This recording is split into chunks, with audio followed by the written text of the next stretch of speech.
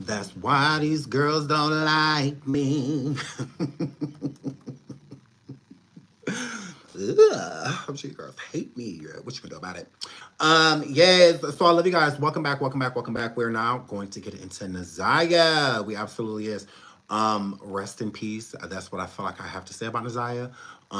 But if you're out there, you know, girl, please come home. And I'm not talking about to your grandmama house. I'm talking about to the public because your auntie out here trying to make it seem like it's a little piece of an opportunity of a chance that you may still be alive, is what Shannon was trying to allude when she got popped. Okay, so the video that we did a premiere on earlier. Okay, hello everyone. Hi, hi. Please hit the like. Please hit the like. Please hit the like. Um, why is I'm doing this? Can we go back, please? Can we go back, please? Because I don't like, why am I here? Yes, it's all of you guys. So we watched the video earlier.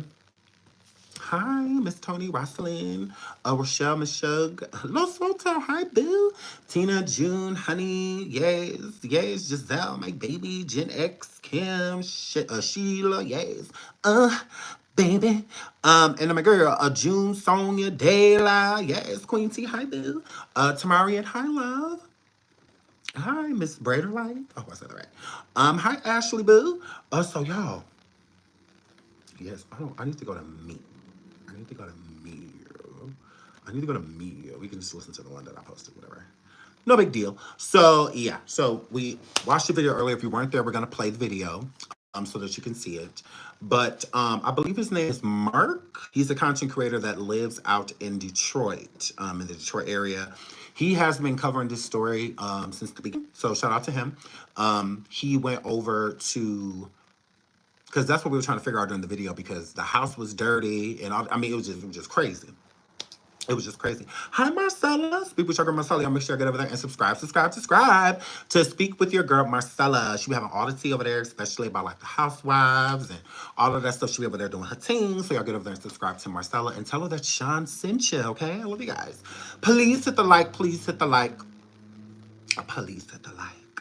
So y'all, so we weren't sure when we were watching the video early, who house dirty. Oh, we about to show you Storm, girl. Stick around.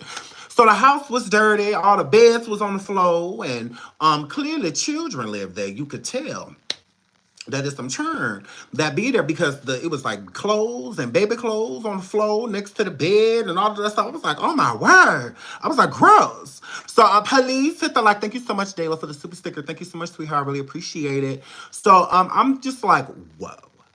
What the is going on here?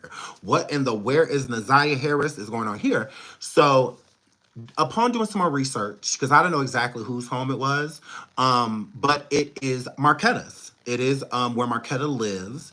I believe her boyfriend, the Mark, because he is the one who is throughout the video, and he is also the reason that this kind of because I'm confused with Mark's tactics. See, Mark, I'm going to have to call you out because, Mark, you said in a live that when you went over to this house, because Mark wanted the interview, which is Marketta's boyfriend.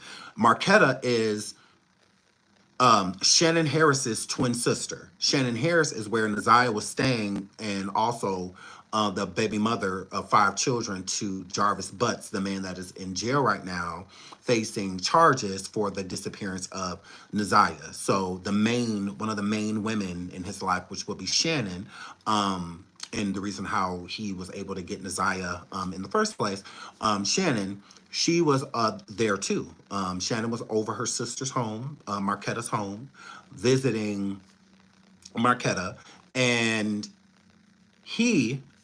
Mark, does not want Shannon nor Marketta there. He doesn't want neither one of them there. That's what I was getting from the live and putting 2 and 2 together because he kept saying, you know, like you can go, you know, like that. That he didn't want her there. So, what's my boyfriend's name? Playboy Max. And that's my period. Quincy Brown. So yeah, so when she had went over there, or when he had went over there, why I said I'm gonna have to call out Mark, is because the interview was supposed to be, sorry, yeah, Mark. The interview was supposed to be for the boyfriend. Okay. The interview was not supposed to be with Marketta nor her sister. Okay. So it made sense and why I'm not defending Shannon and why they were defensive because you weren't there to speak to them. You nor Roxy, there's people from your team, your media team. None of you were there to talk to Shannon nor Marketta, but you took that opportunity to do so, which I think is a dangerous thing. Like that is kind of like a dangerous game you're playing, because these people's emotions are everywhere, and you're entering homes and stuff like that. So you never really truly know what a person's on, what they got, who's there, what they're gonna do. So I wouldn't have approached them in that regard. I get there where the information is, but still at the same time, you didn't come there to talk to them. So I feel like that needs to be explained. So instead of people looking at, Marketta and Shannon in the video, it's like they're giving this energy because they're being extremely defensive. Of course they're being defensive. Why wouldn't they be?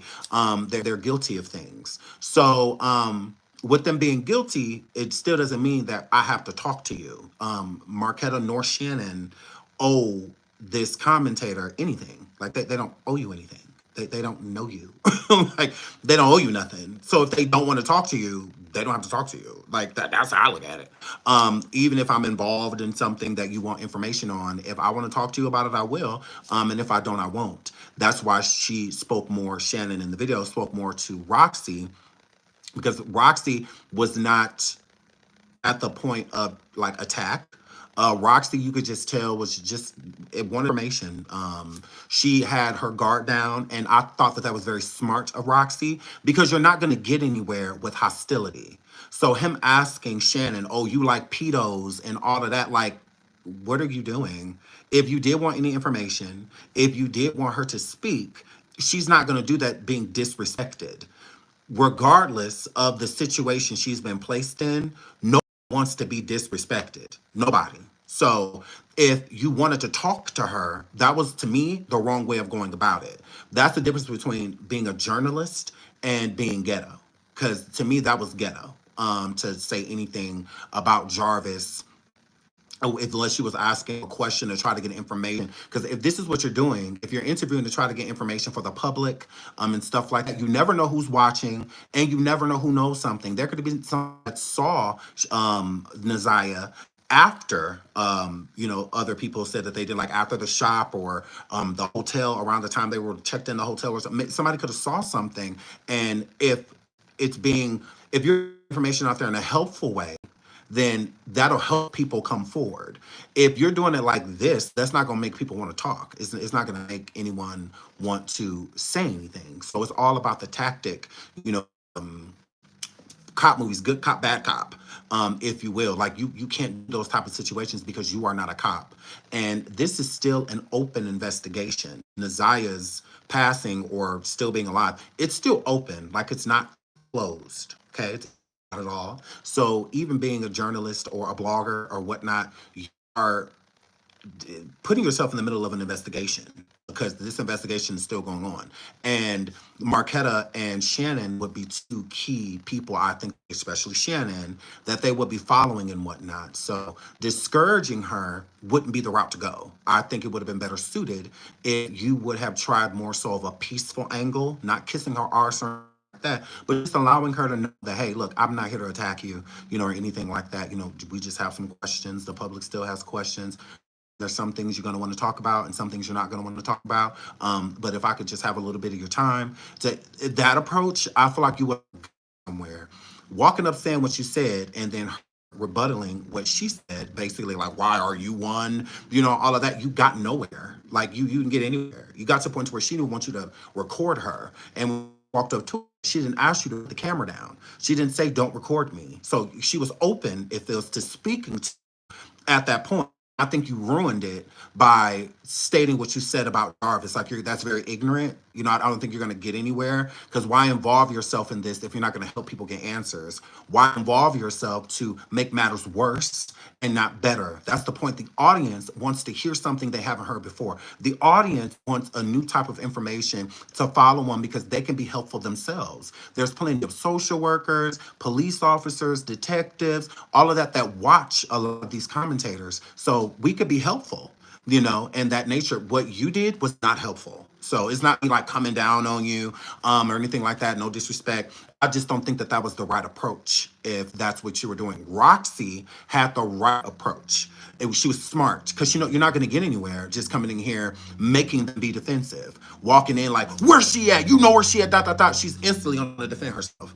She's instantly going to want to be like, who you talking to? You know, da da da da da. Like she's not going to be open to giving any information, feeling attacked. So there was a reason to attack her. Where did you get?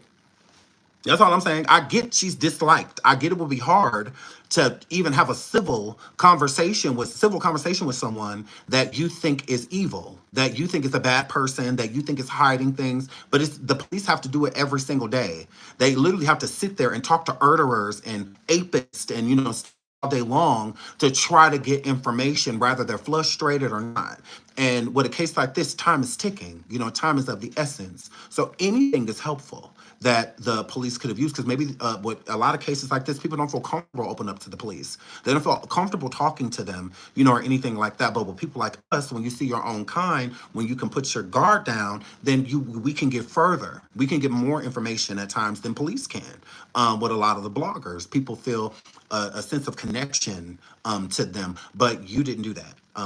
At all. And I think you had a really good opportunity to get some information because you didn't have one sister, but you had both. So even opening one up enough to make the other one feel kind of safe too, then you could have pulled her to the other side of the house or pulled her to, you know, another part of the room and had a civil conversation, you know, and just hearing them out. Because sometimes the person talking, truths come out. Sometimes they say stuff that they didn't even realize that they said at times too, to where you can get further with this information. I just think that it was a very bad approach, is what I'm saying. And they're on edge. You know, these are dangerous people. If NaZiyah is missing, if her life has been taken and they know that her life has been taken, you know, and whatnot, then these dangerous people, they're on the edge. They really don't have anything to lose. And in the video, you could also hear that one of the people in the home stated, I believe it was the boyfriend, Marketta's boyfriend, stated that he felt like Shannon was hiding and that Marketta was hiding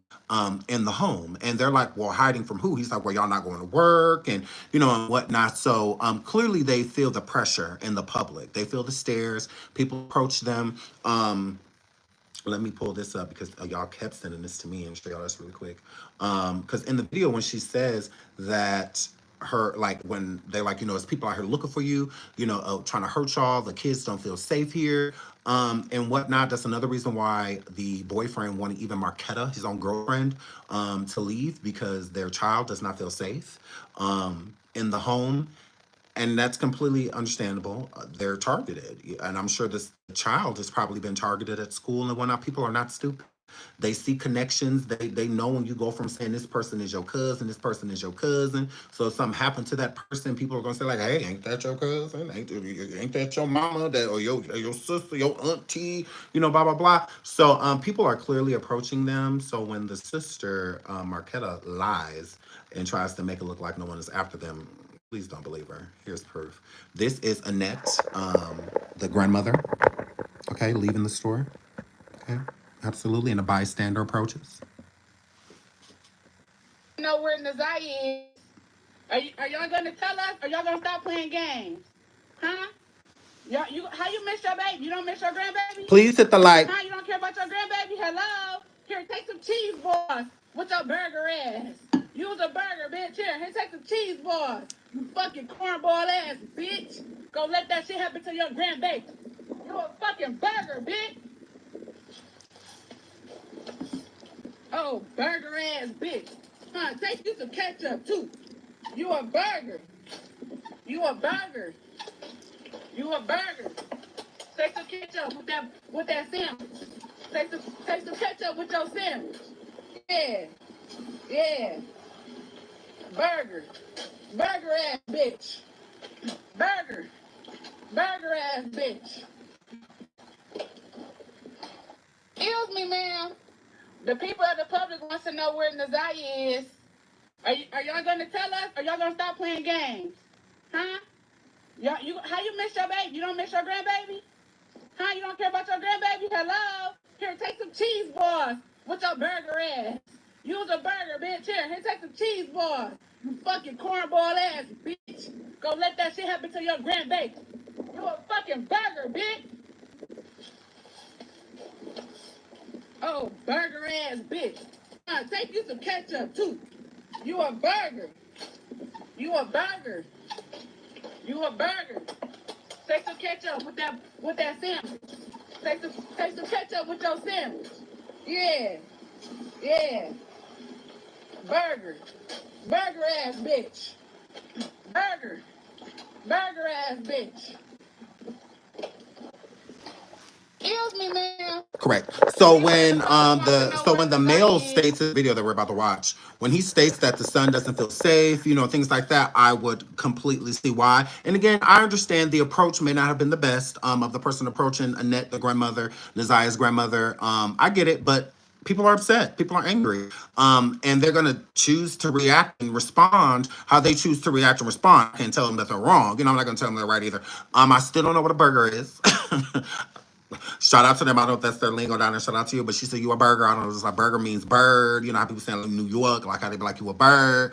Whatever. But that I would not be like, oh, yeah, definitely approach her like that. No, not at all. But I'm not knocking it. I'm not like, ooh, you shouldn't do that. Oh well, it is what it is. Like I'm not mad. I'm not angry at this lady for approaching the grandmother in this regard because the public is upset. They are. This is a 13-year-old girl missing. It don't seem like these people care. It really don't. Like you out here just living your life like your whole granddaughter ain't missing. You still, like that's trash. It absolutely is. So I mean, again, I wouldn't encourage it. I wouldn't encourage people to approach the people in this manner. I would not. But I can't tell a person how to respond. If you feel that that's what you feel in your spirit when you see somebody like them, then hey, that's what you feel in your spirit when you see somebody like them. But I'm going to pull the video up real quick and hold on. I'm going to pull the video up and we are going to watch it. We absolutely are. Are we? Yeah.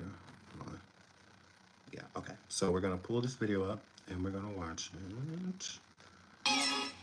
None of my business. Oh, none of my damn business. Okay, hold on. Why y'all hide? What's going on? All right. I know y'all had a whole lot to say about me online, but now y'all see. Hey, y'all on the phone. Who y'all on the phone with? None of my business. Oh, none of my damn business. Y'all want to have a question like, where's the baby at, man? I said, where's the baby at then? Y'all don't know? I don't know.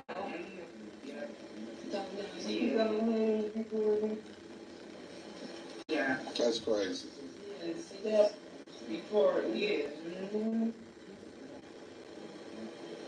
Yeah, so why do we want to come on? Well, I'm interviewing them. Come on up. Come on up. Conversation. Come on in. So what kind of, so why is the lies on the stand? I mean, you told me one thing. I don't know which one of y'all is Shannon and which one is Shannon and Marketta, first off. Oh, that's why you're looking at me like that. Yeah. So what's the deal, Shannon? What's the deal, Mark? So you like fucking with pedophiles, huh? See, wrong approach. Wrong approach. Starting off wrong. There was no reason to say that. There was no reason. You wanted to combat with that person at that point in time because you're not saying anything respectful. That is extremely disrespectful. You know it is. Why do that? Where are you going to get? Because she was open to talking to him. She was. She didn't say, get that camera off me, take the camera off, blah, blah, blah, yada, yada. Now, if we had the answers that we needed from her, then I would get it. Then yeah, cuss her out. You know, upon approach, we don't need anything from her. So yeah, get her. You know, is how I look at it. But when there's still so many things unsolved, coming at her is just going to close her in. She's not gonna want to talk to nobody. We ain't gonna get nowhere. Not at all. What's needed is somebody that they trust. That's the only way the information is gonna come out.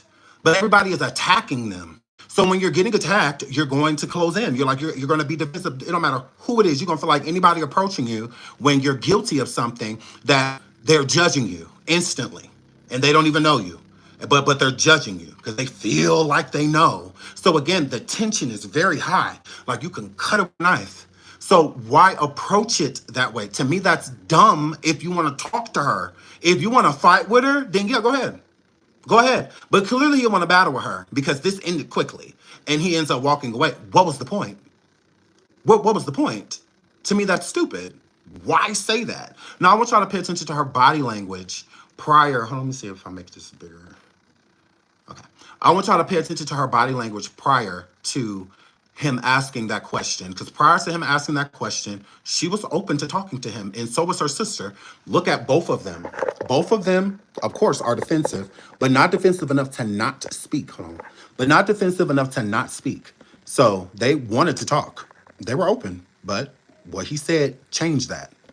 One of y'all is Shannon. Which one is Shannon and Marketta? First See? off. They're open. Oh, that's why. Eye contact, everything. Yeah. So what's the deal, Shannon? What's the deal, Mark? So you like fucking with pedophiles, huh? Watch your body. Closes off. She closes off. Closes off. Loses eye contact, all of that with her. She was open to talking to you. She was open. And then you said that and you closed her off because that is an attack. That's not smart to do because you could have got somewhere right here. We could have maybe got a little information from her, you know? Now she's closed off. She's completely uninterested in anything else that you have to say. She's done. And you didn't have to be like that. That's all I'm saying. If you're going to talk to them, if you're going to be in their presence, get some information. Being in their presence, throwing insults at them gets you nowhere. You're not a hero. You're not awesome. You're not cool. I could sit right here right now and just drag them. I'm no one's hero. I'm just dragging them at this point. We still ain't getting nowhere. We still ain't got no answers, nothing. We ain't getting no closer to the truth, figuring out where this girl is. And everybody keeps saying, they know, they know, they know, they know. Well, how are we going to get that information if people keep attacking them? They need somebody that they'll open enough to talk to at some point even gain trust and rapport with that person. And who knows, that person can be enough to get them to confess. But we ain't never gonna get there if everybody keep doing this. There are no charges. She could flee, she could run, she could go wherever she wants to right now. There's nothing, she could leave the country, she could do whatever she want. There's no hold on her. No hold. So they're still here. So since they are, then let's get some information. Let's find this girl. Let's find her. Or do we just want to argue with these people? Like, we could do that later. We could cuss them out after we find her. We ain't gonna get no closer attacking her. That is my point. Attacking neither one of them will get no further. Am I one? No, of course not. Why, you want to fuck with me? Is that why you asked me? No. Completely uninterested. Completely. The sister gets up, walks away, and now Shannon gets up to remove herself. Completely uninterested. You get nowhere. Very immature, and I also feel that was very ignorant to say. You already know what's up. You already know. The way now you want to move. Okay, well, go ahead. About what? Whatever the conversation gonna be on. About You said we can ask you questions, so what's up? You already asked me questions. No, I You got ain't that. answered it. I got no questions, so come on. No. No, she's completely closed off. Completely closed off. Why? She has every reason to be though. Like whether we don't like her or not, because I hate the sight of her. I mean, at this point in time, with me knowing that I feel like she knows way more than what she is leading on, right? I'm definitely going to take issue with her, but I can put all of that to the side to try to figure something out for NaZiyah and try to get closer to where that young lady may be, right? Because the auntie clearly knows more. And I can prove it. I can prove it right now that the auntie knows more. I can prove it. Answering the questions right here. What motherfucking questions? I don't gotta answer nobody's You just questions. said you just said you wanted to. Who? You did? Here we go with the retarded shit. You are retarded. Ooh. So I'm saying, you was the last one to see her alive, right? Yeah. Before school. Before school. So what I happened told y'all that. So what happened after school, though? You figuring it out. Y'all got everything right. Yeah. Video report. See, she's closed off now. You closed her off. So now, I honestly say, bro, I do not feel like she was going to pour her heart out. No. I do not feel like she was going to literally say if she knew anything more, anything like that. But building a rapport with a person can get you closer to that. Like Roxy. Roxy, if she keeps the energy that she got right now, who knows what the sister may open up and tell her.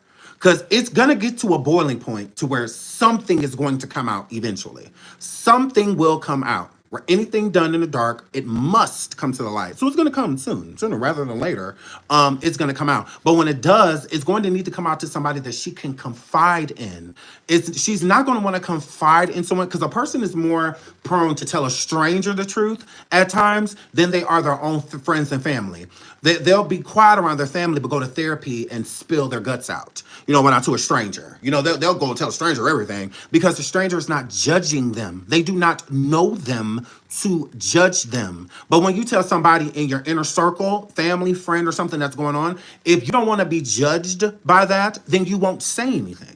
Because what the information she may have, I feel the person will judge her for. You know what he did to your niece or blah, blah, blah. You may have been complicit or has something to do with it. And you didn't say anything. You kept protecting this man. That is plenty to be ashamed of. Knowing that he was in his 40s messing with your 12, 13-year-old niece is something to be ashamed of. That's nothing to belt out loud, you know, for everybody to know and see. So if you're going to say something like that, it has to be with someone that you do not feel judgment from, that will not hold it against you, that you could still feel like you can breathe after saying it instead of saying it, holding your breath and feel like you can't release it until you know that the person's not going to judge you, right? So this is the road to that. People like Mark and others that actually can get in these women's presence, you could get closer to that. It's not, Rome wasn't built in a day, so I don't expect it to happen overnight or happen during the live, but building a rapport, sometimes you break those walls down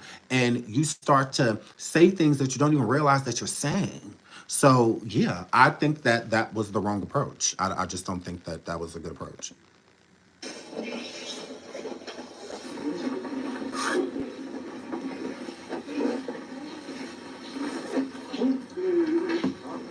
So now she's running. Like, so now what you going here for? Oh. Well, You see her arms crossed in front of the sink? That is a defensive pose. She's blocked off. Okay, like when he first came in the room, she had her arms open, she was on her phone, all of that. She was completely open to speaking to him at that point in time. But it gets to the point, and I agree. Someone in the chat said that they believe Marketta will say something. Hi, Lauren. Hi, Potent Pondering. Hi, Lauren. That Marketta will say something before Shannon. I agree, but it just depends on what all Shannon told her sister. I do think that they're close, but I don't think they're as close as people think they are.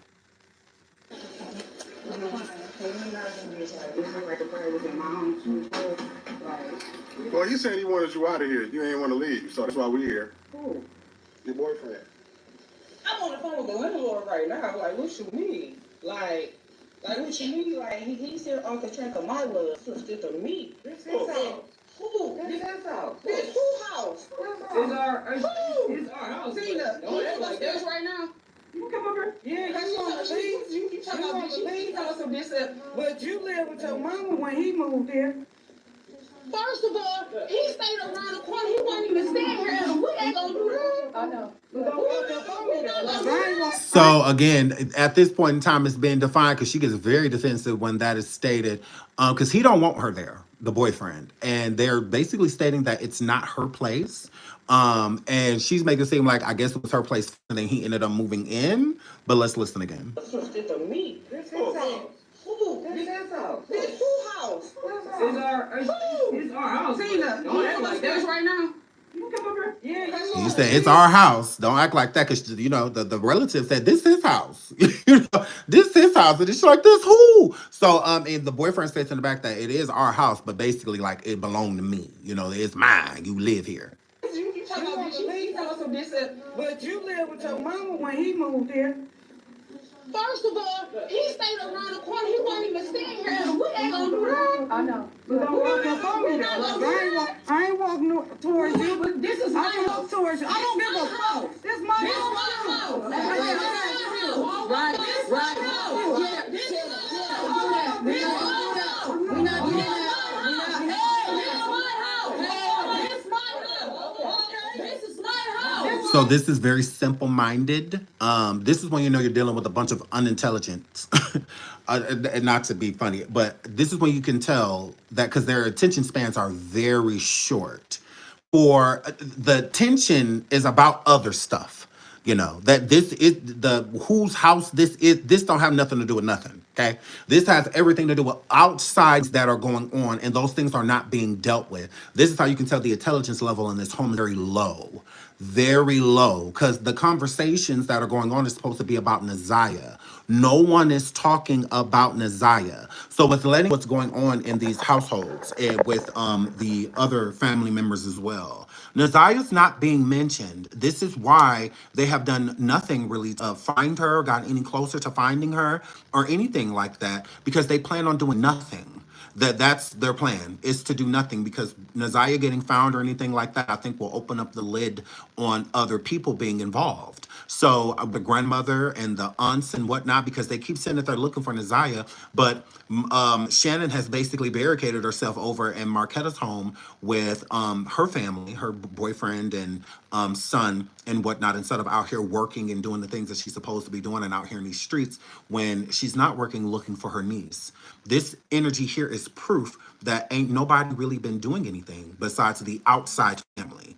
I believe the family members that aren't a part of these households are doing more or doing the most, you know, the Roxys and, you know, people like that, the Aunt Janelle and other people. I do think that they seriously want to find this young lady. I do think that they're very concerned about what happened to her and what was going on in that household. And I think that they are worried about the welfare of the other children that still exist in the home. But since they are, and I think the reason why NaZiyah is not coming up in these households is because of so much guilt.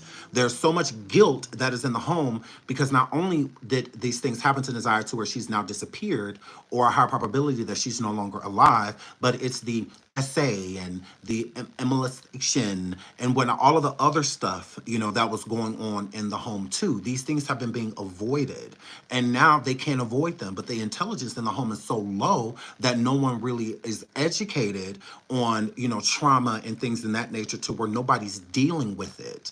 Instead, everybody's pointing the finger, you know, at everybody else. Oh, it's Jarvis. That was him. Well, I didn't have to. No, I had no idea that was going on. All I saw was an uncle and niece relationship.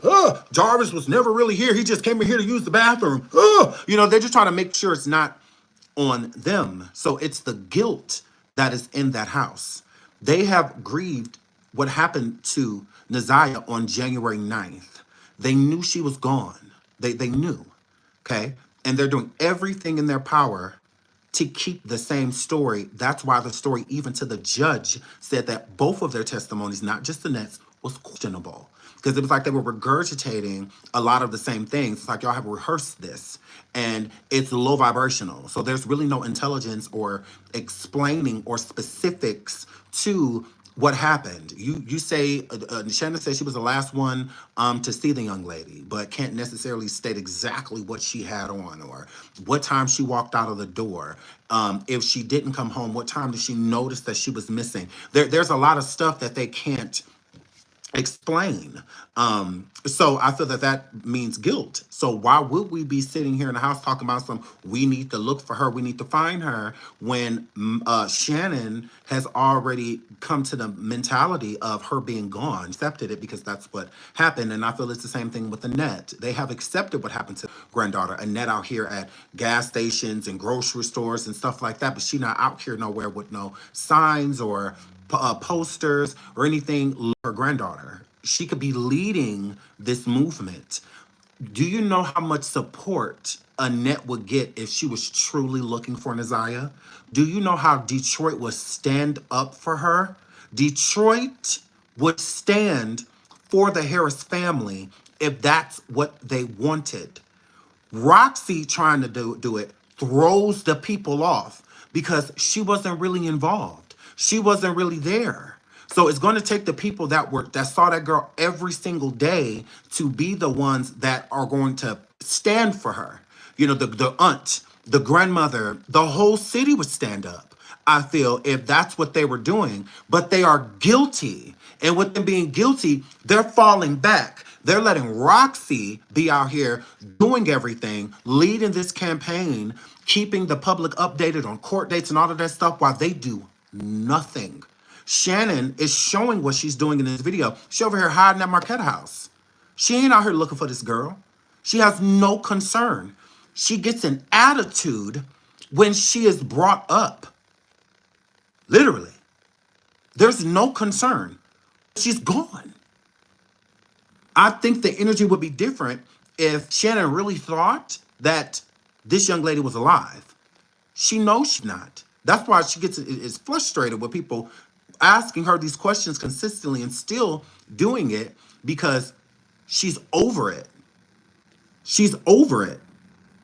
So she don't know how to grieve for someone she hates. She hated NaZiyah. She did not like her. The energy is clear. She did not like her. She didn't. She tolerated her. That is what that was. It was a toleration. That's it. Because if you loved her, you would do more. You would be looking for her. You would be saddened. You would be hurt. You would have nothing to do with Jarvis. Having kids with him or not, nothing to do with him. You still talk to him on the phone. You're still putting money on his books. All of that. So yeah, we know we need to know the line was drawn in the sand a long time ago, and Shannon is team Jarvis. Okay, she's how they say Stockholm syndrome when it comes to Jarvis. So her being she don't really know what trauma is. Like, it really hasn't been explained to her. It really hasn't. So it's not, when people say like, oh, these people are stupid. I don't think that they're stupid. I think that they're stuck in their trauma. I think Shannon got violated at a young age. I think Marketta got violated at a young age. I think it started out young, so young to where it became a normalcy. To where when they saw even the traits and what happened to them, other people like NaZiyah and other kids in the home, I don't think that it registers to them as something bad happening. It's more so of a normal. Like, this is what goes down. It's been going down. So in their subconscious, they've normalized it. You know, they're not looking at it as a, oh, what that's happening is wrong. And it's, no. Shannon knowingly dated and had 5 kids by somebody that gave a 4-year-old an STD. So she knew everything she needed to know to separate herself from him, because she met him when I was born.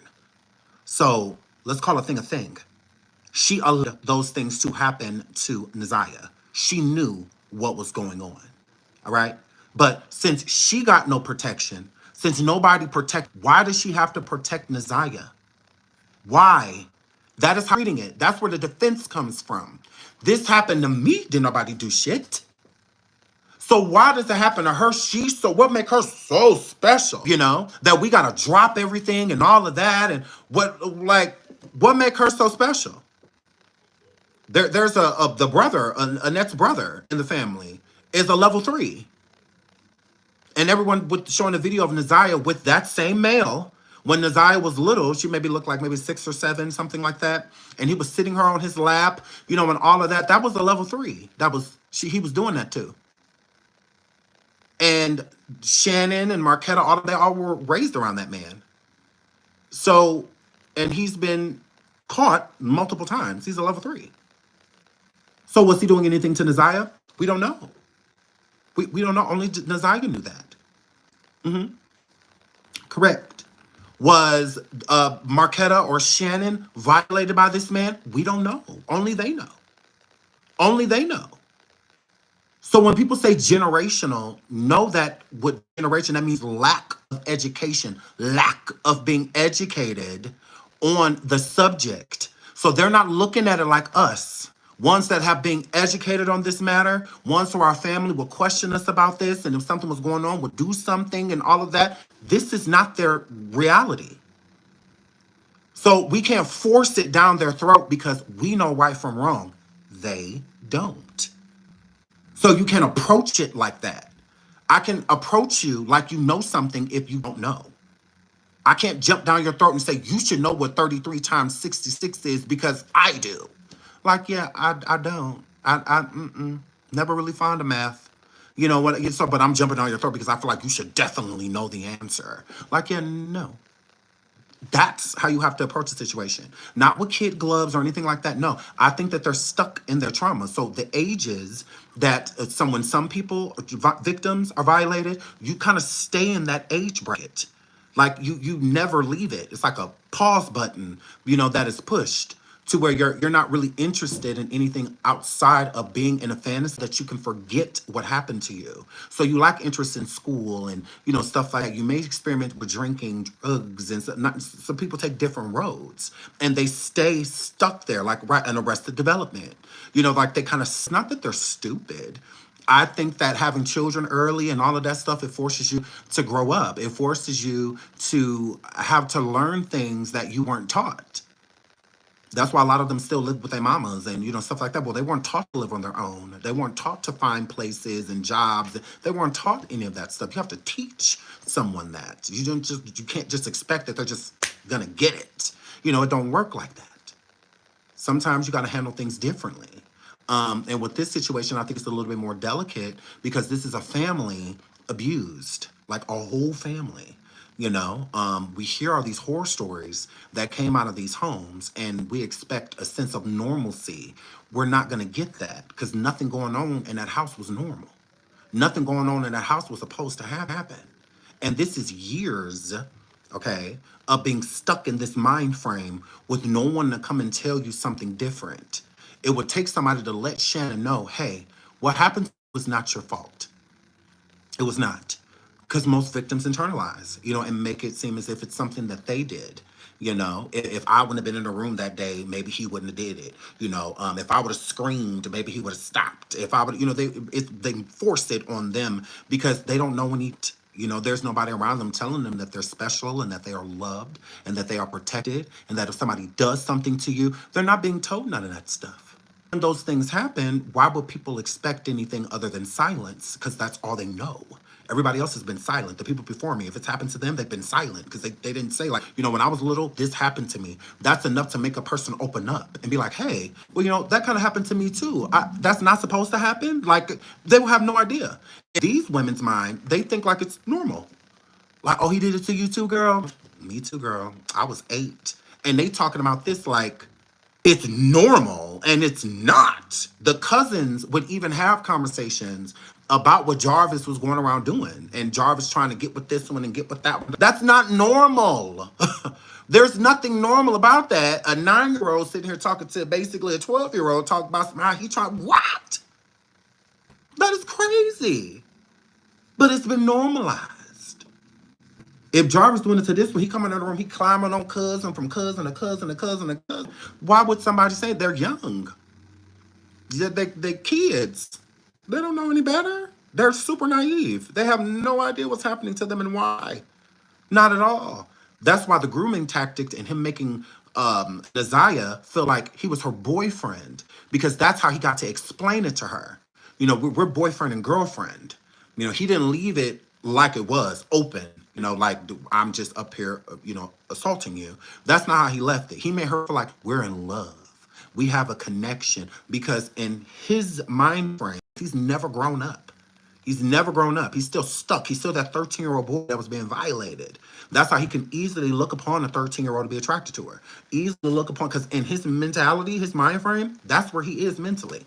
Hmm. And it also shows Shannon and, you know, people like that. Shannon may be in her 30s, but she's definitely giving 12-year, 13-year-old mentally. You know, she's not giving adult woman. She's not giving that. You know, someone that at least has up to a 12th grade education.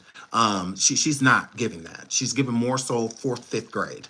You know, sixth grade tops is what she's giving.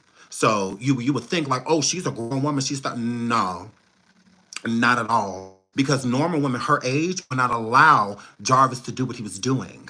They would not allow that. They would not.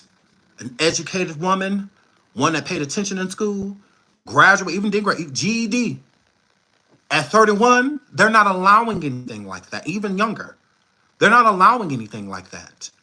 Ones that know better, ones that have been taught, ones that have been protected, they're not going to let anything like that happen. You can't hang with their niece. You can't take their niece nowhere. Nothing. Even if they don't know you have to register or anything like that. Even if they don't know, they know protocol. She go where I go. Yeah, you're not taking her anywhere. Yeah, none of that's going down. I don't give a damn where you about to run. If we ain't running together, she ain't going. End of story. That's it. That's all. Because that's how we get down. That's how we were raised. Yeah, we going as a group or not at all. There's nothing y'all need to talk about. What y'all need to talk about alone? What she? I don't care how much she like you. I don't care. I like you too. Let's go. We gonna go together, or her and I will see you when you get back. That's a simple way to protect. That's enough to let a person know that they can't just do anything they want with that person. That she is protected. That there are people that are concerned about her whereabouts and whom she's with. That's enough to make a person feel like you love me. That's enough. But when you get in the car, yep, take them, yep, okay, yep, see you later. Y'all going to the shop? Go ahead. That let a person know that they could have their way with them. There's no protection. There's nobody that they have to go through to get to her. He got her. And y'all handed her to him on a silver platter.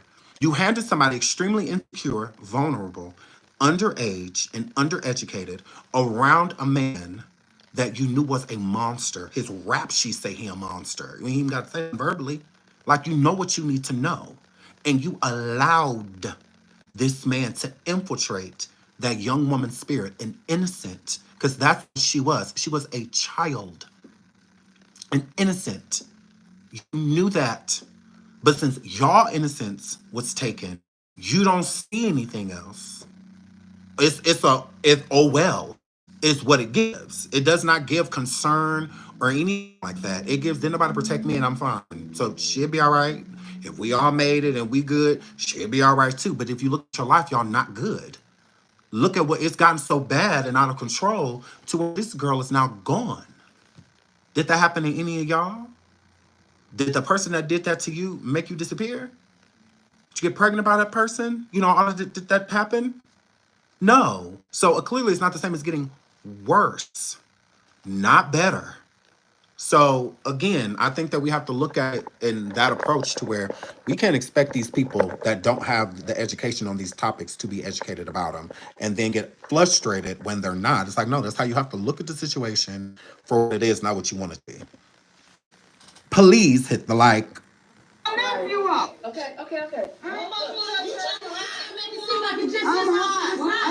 I'm hot too. Okay, well, don't I'm go. hot too. What? Okay. Yeah. Well, you live here too.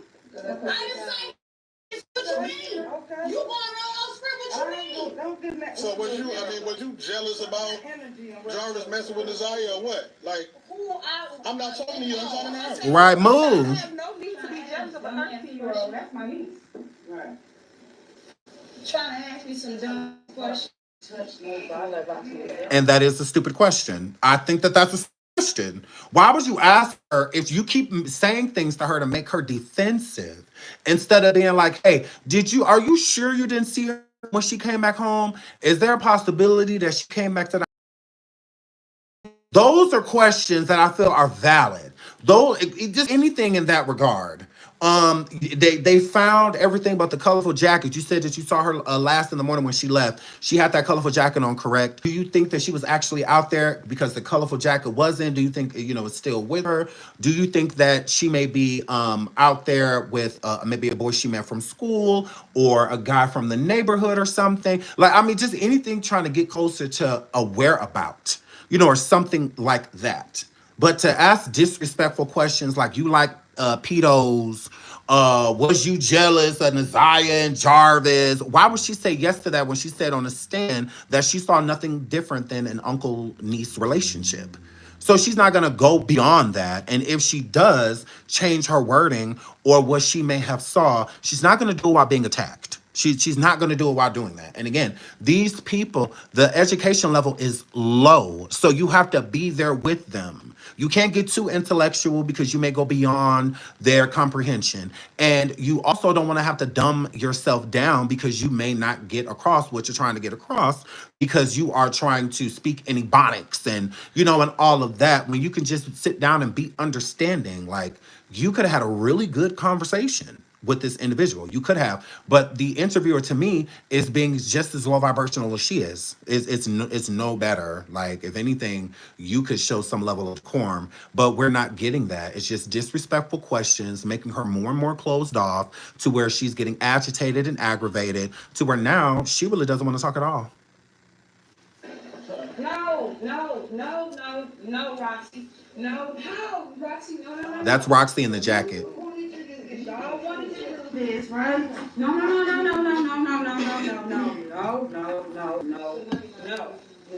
For what, Roxy? For what? For what, Roxy?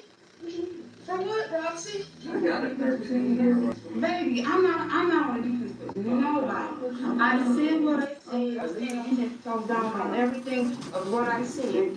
Point blank, period. Chris, let me call you right back.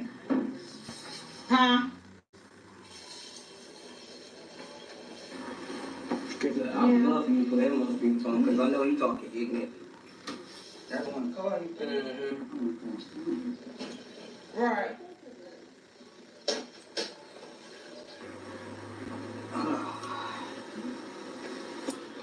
Look at me going off now. I can hear that. Who's she on the phone with? Your brother just got out of prison. What? I'm the sister that only got 9 brothers. No sisters.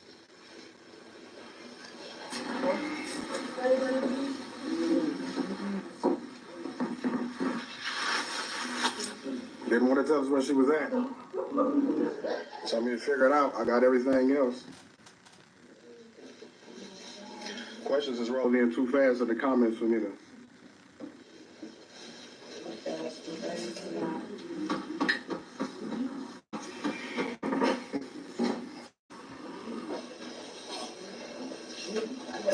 Where is the vacuum? Please hit the like. Please hit the like. Over 1,000 in the building. Shout out to all of y'all. Please subscribe if you haven't already. Please hit the like. Over 300 likes. Thank y'all so much. I really appreciate you. Keep double tapping that screen. Thank you.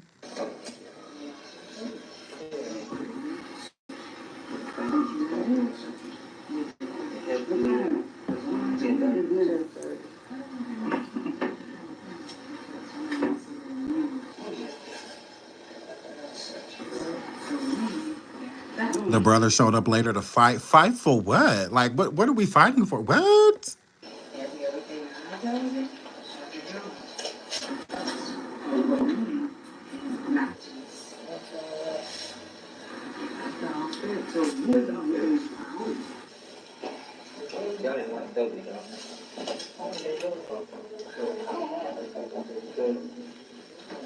You the landlord? Oh. I gotta go. Poor doggy. Even the dog done. That's the shame. That's the shame. Even the dog's stupid, girl. What now? Your kids live here. The landlord, I was straight up. Twins putting us off in danger. Y'all kids live here. There's people after them. Why would you want to do it? None of you don't feel safe at all. So the boyfriend is stating, assuming he's talking about his son, that his son, oops, I don't know why I just did that. Sorry. That his son does not feel safe in the home. And again, that makes complete sense. Y'all see the video that we showed earlier about the grandmother, Annette, out there in these streets. People is not playing with them. So I would agree that his son said they don't feel safe there. Like that. And there's no motherfucking house. And that was easy, motherfucker. Take it. I ain't never shaked in my motherfucking life, man. Well, not y'all hitting on the boyfriend. Don't you not have a social media, baby? You on Facebook, don't you? You put it on social media. You surely did. You don't feel safe around these fucking murderers. Ooh. I don't even want to be heard. I don't want to do shit, but I'm giving the privacy of that conversation to Roxy. Is the reason why I'm not over there with the camera. Right? I'm giving this privacy to Roxy. Because whatever she's asking her right now, I mean, that's the reason why I called her over here. Because this is her family. What's the point though? Like that's what I'm saying. Like Mike, if you wouldn't have been coming at her like that, I think you could have stayed over there with Roxy and we could have gotten the full conversation over there. Is this the whole reason of being there? Like, what are we here for? Like, why are we here if we're not here to get answers? You know, but you made it so that she didn't really face anymore. So yeah. And apparently she hasn't seen them. Ooh, not tuck your eyes. This is the Stop. first time seeing them throughout this whole debacle. So.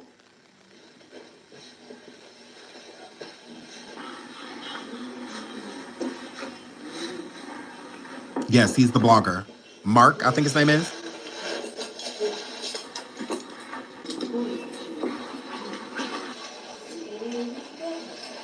What is all this on this table? Pick this stuff up.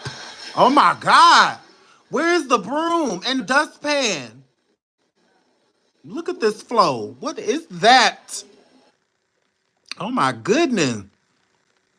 What is all of this? Oh my God. Y'all ain't got no copper. Where the copper freshener at? Put some of that down. No, y'all. Because this is a vacuum trail in this. No, what is all of this on this flow? Trying to put people out. Can she clean up or she leave? Oh my word. Look at this flow. Look. Mm-mm. Oh, and this why it's everybody got their damn shoes on. They said, not my socks. Not my socks. Not my socks. My socks. Not my socks. Girl, they said, not my socks. Mm-mm. I just got the and they white. Mm-mm. No. Look like I was outside doing the footwork in dirt. Girl, look like I did the cha-cha slide in the grass. No. No, they said, not my socks. Everybody got their shoes on. Everybody get up. It ain't no shoe off in the house. And they want y'all is not getting girl. Oh, girl, this is the definition. Not getting your damage deposit back. This is the definition. This is the definition of no deposit. We keeping it. Look, everybody's shoes on. Everybody's shoes on. Look. They said, not my socks. Not my, not my socks. That's probably why that boy don't want to stay at this house because he probably started walking and just stepping on staplers and paper clips and rocks, you know, and all of that. Or no, my girl. So yeah, Marketta, I'm gonna need you to clean up, ho. Talk about this my house. This my house. Then clean up, ho. Clean up then. You got your goddamn nerve. This the wrong time to talk about my house, girl. Girl, I would have let y'all like, yeah, this is house. Girl. I would be like, yep, it sure is, because I would never. My house would never. Girl, please. My carpet would never. Girl, this is my house. All y'all shoes to be at the door. All y'all shoes to be at the door, and I'm a girl. So, yeah, this show is this house. Yeah, show is. Every room, especially that living room, definitely belong to him. You see that table? All that stuff on it. If this was my house, no, no. So, girl, This shit is crazy.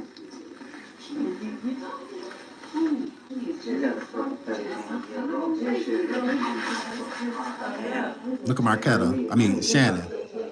Look, she over that line hard. She over that line real hard. Please don't do this. And my house, please don't do that. Please. Please. You keep saying, you're trying to find out people giving you information. I don't want to know. Don't block it, nothing. Let me see. You keep saying that she's still alive. I don't know. Is she? So she said, now see, that's what I like about Roxy, because Roxy is the only one who kept it NaZiyah.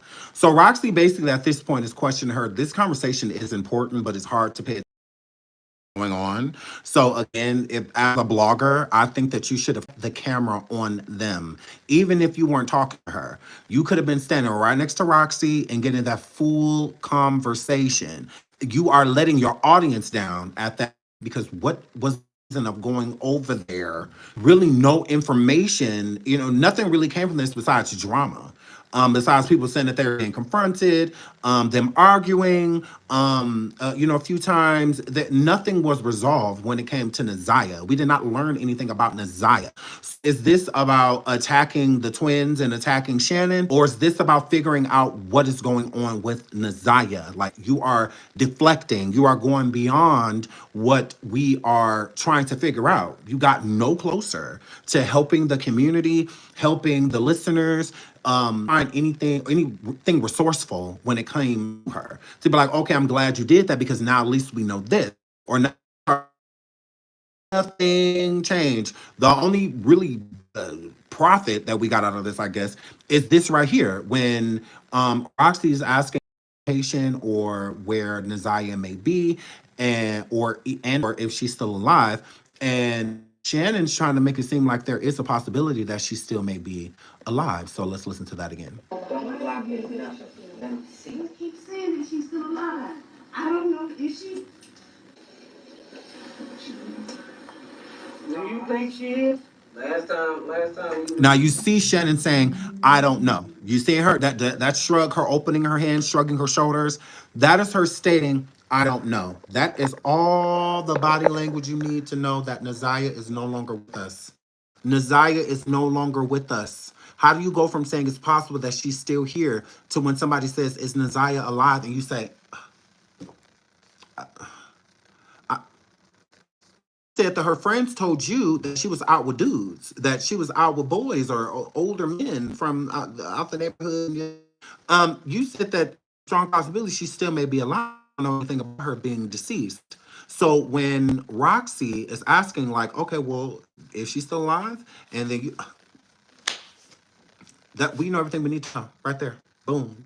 That lets us know NaZiyah is no longer with us. That's it. Because if she was, then that's how Shannon will fight the situation. Girl, she's still alive. We need to be looking for her. She's not gone. I know she's not gone. But no, she's quiet as kept. And Jarvis, when NaZiyah came up missing January 9th, 2024, she was still speaking to Jarvis. Jarvis was still coming over to Annette's home. Jarvis was still coming over there spending the night. Jarvis was still sleeping with Shannon. So you mean to tell me over a month passed of your niece missing and you knew she was with him? And y'all haven't had any conversations about her at all? At all? None. You want to know the only reason I would believe that? Is because what's understood don't need to be explained. So I think the only time they did talk about NaZiyah was trying to figure out ways of making it look like they had nothing to do with it. Not only Shannon, but Jarvis too. By putting her clothes outside, planting her clothes, and making her clothes look like she like ran away or whatever happened to her happened on a completely different area than where she actually is located, and whatnot. Him using other people's vehicles to travel. And you know what you need to know.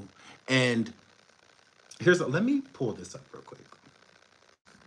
Here's a really pivotal point that Shannon definitely knows where NaZiyah is. Where's her video? Where's that video? Because I saw these two things. What's up, everybody? All right, you guys. So as you know, we are discussing the case of NaZiyah Harris. And after I get my... No, it's not this one. It's not this one either. Hold on. It's the video where... You are beautiful. Nope, that's not it either. That's not it either. Your name for the record? Oh, it's on TikTok. It's on TikTok. I think it's on TikTok. Oh, I know. And respond to him accordingly. What's going on, caller? Who is this and where you calling from? What's up, everybody? All right, you guys. So, as you know, we are discussing the case of... Text message right here. Let me show y'all this. Not only did Shannon admit that she's... Hold on. Let me show y'all this and something else that I had looked at, too. Look. Look at this. Okay, hold on. All of the text messages. Okay, right here. Between her and Shannon, and these messages are from when NaZiyah first went missing. Now, one thing I have to point out is that address Balfour and Outer Drive. So in these messages, she brings up that NaZiyah asked her about that address, and then Roxy said, well, who lives there? Shannon says, we don't know. But now look at this message. Tuda, which was NaZiyah, asked me, and this is Shannon, asked me where two streets were at, Balfour and Outer Drive. This is her first time. Tuda is sneaky at blank. And then she says, so who lives there? This is Roxy responding. So who lives there? And then Shannon says, we don't know. Keep listening. What Shannon says at that preliminary hearing when she details exactly who she used to pick up at that address. No.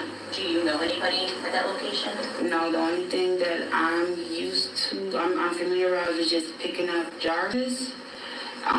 Outer Drive in Belfort. So Outer Drive in Belfort, okay. Now we spoke of these we spoke of these addresses before. Don't mind the studio, girl. We moving. And my girl. So yeah. So we spoke of these addresses before. Now pull up this because she said that she don't know who lives on Outer Drive. She says she don't know who lives there. Hold on. Let me go to recent videos because I'm watching and I'm just like, oh, wait a minute. So she says she don't know who lives there. Shannon. She gets on the stand and says, I have no idea who lives there. I was just used to picking up Jarvis from set location, Outer Drive and Belfort, okay? Never forget that address. Outer Drive and Belfort, okay? Girl, why is this popping up? Sorry. So I'll just go to history. So I was watching testimonies in court. And I found one that I was listening to, and I said, shut your mouth and keep on talking. Shut your mouth and keep on talking. So I'm like, okay, well, why would she say that she don't know who lived there when clearly you do? Now let's get into this right here, boom. And what kind of vehicle?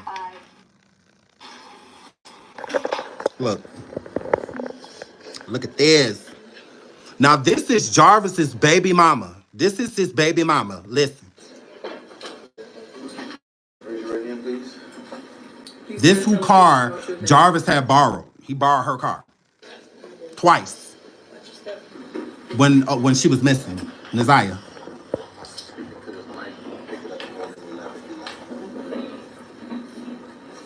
Whenever you're ready to speak. Thank you, Judge. Good afternoon. Could you please state your name for the record? And how old are you? 31. And I don't want to know your exact address, but what street do you live on? Outer Drive and Belfort. So she lives at Outer Drive and Balfour, which is the baby mama of Jarvis, whom car he borrowed while NaZiyah was missing, and then came and borrowed it again the following day. So you know exactly who she is. You know exactly who she is. Mm-hmm. You don't know that she lived there? So your niece is asking you for the address of the woman that Jarvis is still sleeping with and stays there and has two children, a boy and a girl, or just a boy, with. But you get on a stand and say that you know who live there. So you don't know that your kids have siblings live at Balfour and Outer Drive? You don't know who lived there? You said on the stand you didn't know who lived there, and you also said it to Roxy. You keep lying. You know that she lived there. Mm-hmm. You know that? Yeah. That's why I thought that address is so important because I believe NaZiyah, that was one of that. She went to this woman's house. So that's why I'm kind of confused by even her testimony. What's her name, Lucretia or something like that? Johnson. This woman. This why I'm even confused by her testimony because it gives more than what you're saying as well. Because why was Shannon stating that NaZiyah asked for your address?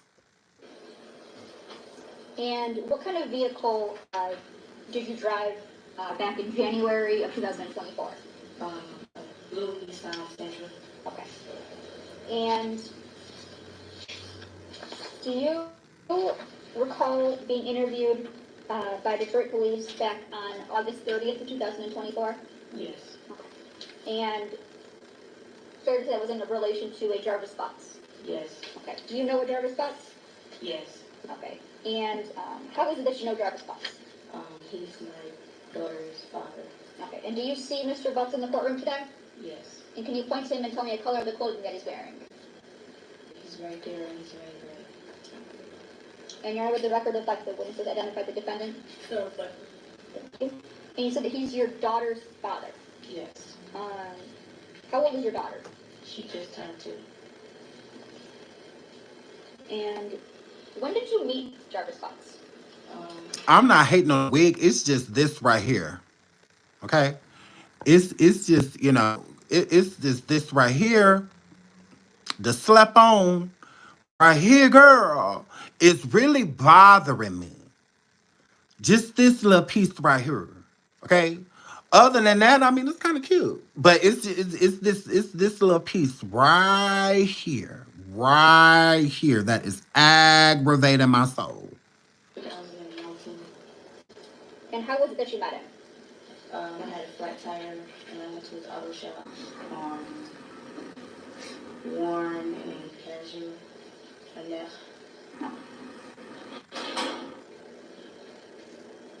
Now, you said you have one daughter with Mr. Butts. Do you have any other children? Yes. Okay. What other children do you have? I have a son. Okay. And how old is he? He's 7. And that is not a child by Mr. Butts? Okay. Now, do you recall, take you back to February 15, 2024. Do you remember that day? Yes. Okay. And what happened that day? That's a good question. Someone in the chat says, was Jarvis using her apartment too? Good question. Police came to my home, asking me if I know Jarvis and have I seen NaZiyah. I do think Jarvis was sleeping with NaZiyah at her home. She said that she would drive her mom and stuff car to work, back and forth to work. I do think that Jarvis likes to deal with the insecure women. It makes it a little bit easier to get over on them. So I do feel like he using her home when she was not there. Because again, why was NaZiyah asking for her address? And why would Shannon give it to her if she didn't know who lived there? Come on, y'all. Come on, y'all. Why would Shannon give NaZiyah that and then make it seem like it's like a trap house? Like NaZiyah going over there being sneaky. No, it gives NaZiyah was over there at this woman's while she was not there with Jarvis, and Jarvis was with her. Okay. Thank you, Vivi. For the super sticker, she says, I wonder if his BMs are mortified. I would be. I mean, he got one of them right here. She don't see more.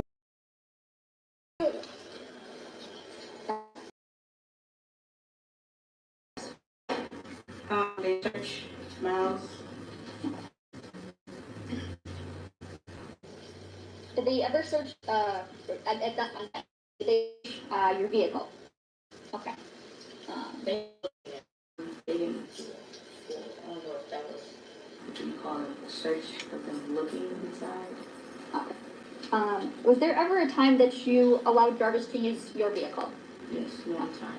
Okay. And which vehicle? 2 times? Okay. And just over the line. 2 times. And which vehicle was that? The blue Nissan Sentra. Okay. And I showed you a PowerPoint before of 97 photos of the Nissan Sentra. Please hit the like, please hit the like, please hit the like over 1K in the building. Please hit the like. I promise we're coming to points here. I want y'all to listen to her testimony because it's very questionable. And I'm going to question those things before we jump back into the other video that we were watching.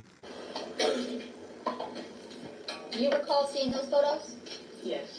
And Donisha, I said I like her hair. It's just this little piece right here, girl. That's it. Irritate my soul.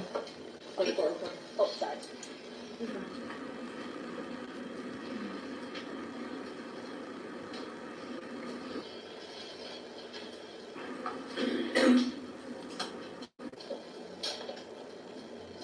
Please hit the like. Please hit the like. Please hit the like.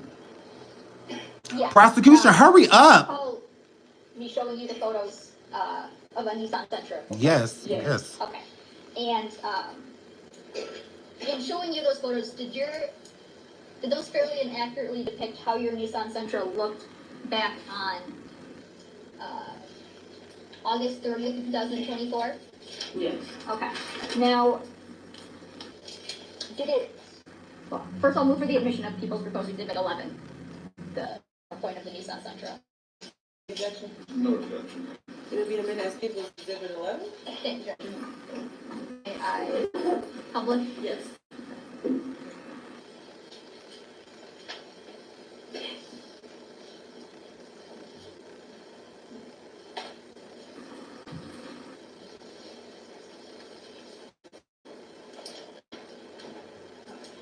Now,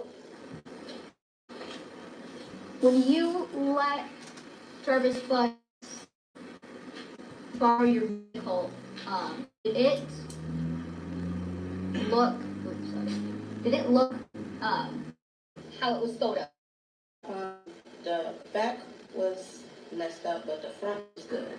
Okay. It was fixed. So back in January of 2024, your car still had the front end? Yes. Okay. Is that the only difference in how it looked? Yes. Okay. So that's the only difference in how it looked from January of 2024? Yes. When is it that Mr. Butts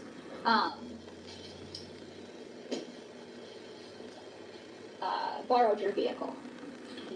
January 9th. The first time? Yes. Okay. So there was a second time? Yes. When was that? I think day or day after that day. I don't remember. Okay. The first time, let's talk about the first time. How did it come about that he borrowed your car? He called. No, that's how he fixed cars, y'all. Mm-hmm. That's him fixing the car. Yeah. They're just destroying people's shit. Yeah. They want to be mechanic. He ain't crashing or nothing. He just didn't know how to open the hood to He's so fucking slow. He didn't know how to open the hood to the car. So he had to, bump and stuff off and all that, girl. Just so he could change the oil.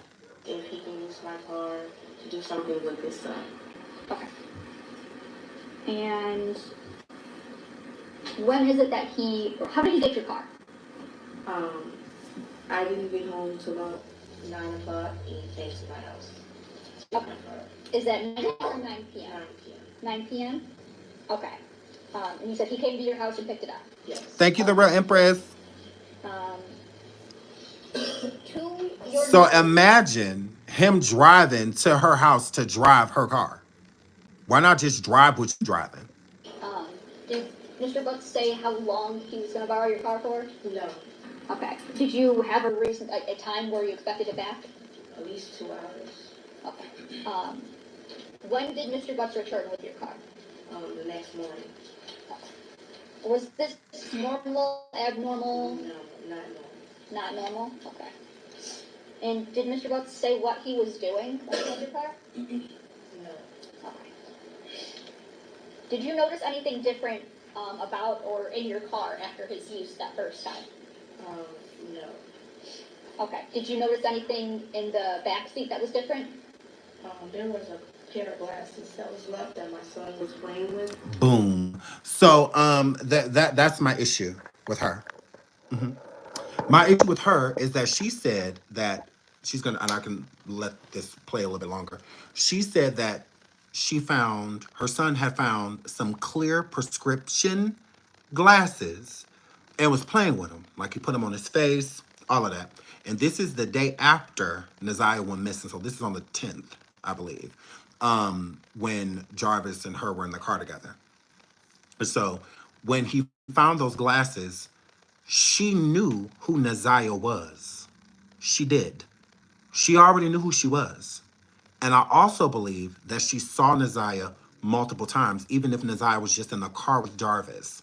Because even the aunt herself, Shannon, said that NaZiyah was at the Outer Drive Balfour address, that she had went there before. And that would, when Roxy was asking her, like one of the last places that she known her to be, why would it be this woman's address? Why?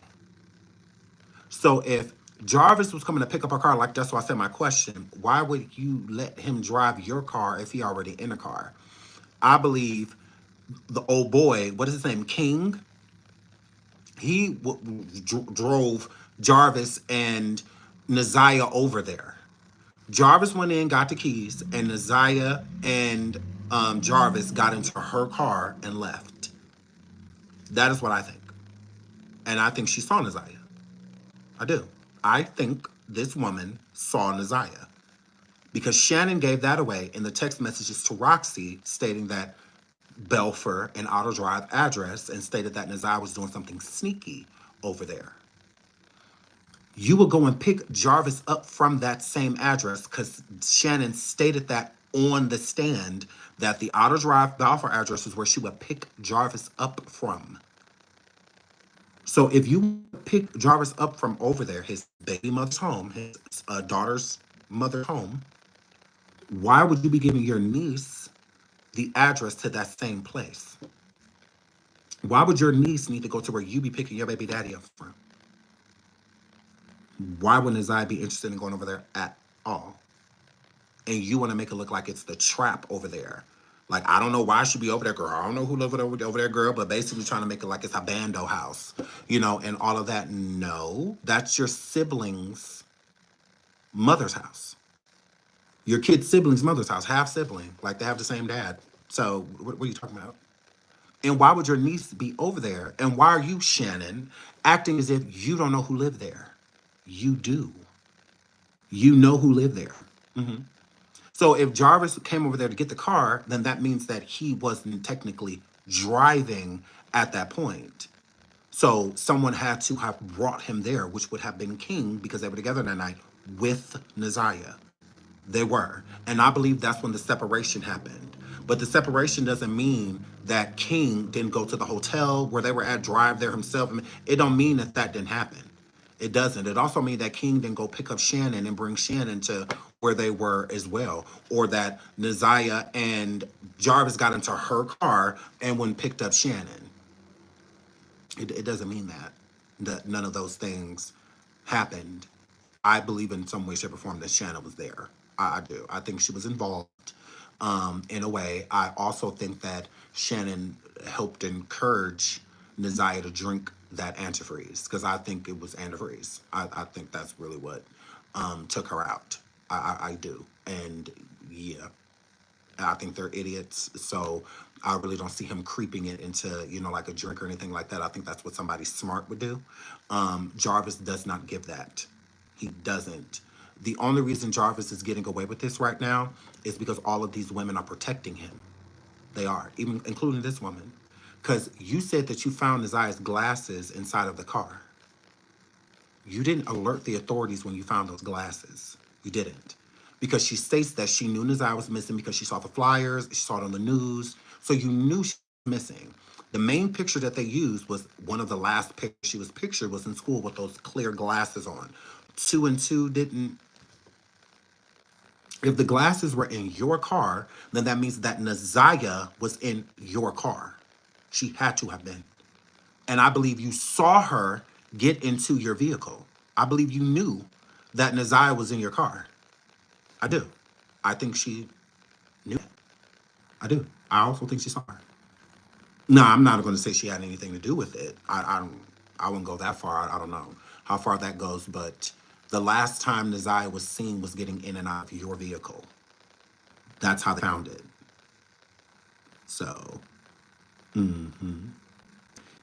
even on the bus, I feel like NaZiyah went home. I do not think NaZiyah didn't go home. And the reason I say that is because when, even in the, just watching, and they said, when he questioned her and said, you were the last one to see NaZiyah, right?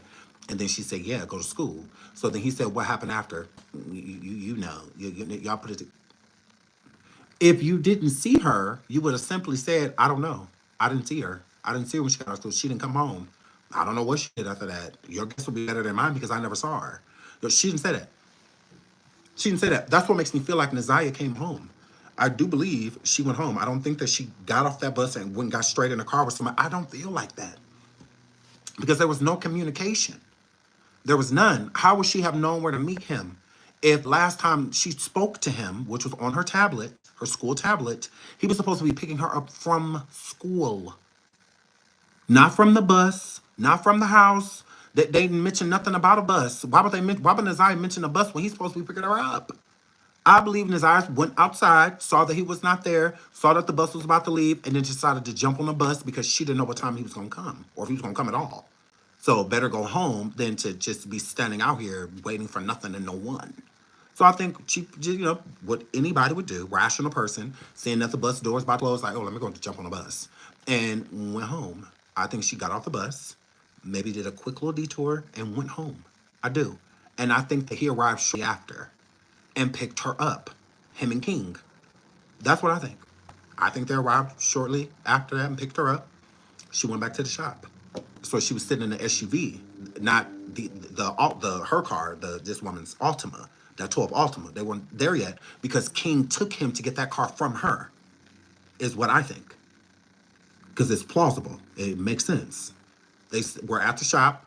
They had ran a couple errands. After they left the shop, King dropped NaZiyah and Jarvis off to this woman's house, dropped her off over there at Balfour and Outer Drive. He got her car. He and NaZiyah left in her car. And then the rest is kind of, But yeah, I don't think that this woman knows nothing. I think she knows more. Because to see your son play those glasses and to determine because at that point, nobody knew NaZiyah was missing. You got to think about it. It was pretty much within 24 hours, right? So, well, I'm not going to say nothing NaZiyah was missing because that morning the school alerted the police after Annette alerted the school. But I'm sure it wasn't as widespread. So that day on like the 10th or later on the 10th, because that's when he had returned because he had borrowed the car again from her. So she had to drop him off in order to get the car back. So like on her way of dropping him off is when her son found the glasses and was playing with the glasses and put them on his face and whatnot. So I do that when at that point she probably didn't know anything about NaZiyah missing. But then once you started to hear it, because by that time the news was traveling. Now I don't know if it was viral yet, but it was definitely traveling that this 13-year-old girl was missing. When she did put two and two together, her not contacting authorities immediately is questionable, very questionable. And I believe she didn't contact the authorities because she was doing exactly what Shannon and whatnot was doing, which was protecting Jarvis because he is involving them. He involved Shannon by doing it to their niece and taking control of their niece. And then you have this woman here whom is letting him use her car and all of this stuff and the crimes that he committed in her car. He did it to her. So you're incriminating these people. So I think that they're more fearful because they are already afraid of him. I do think that they may talk a big game, but I do think that they are fearful of him. And I think that their self-esteem is so low and they have all these insecurities to where he does make them feel wanted. So even when they don't want to believe him, they do.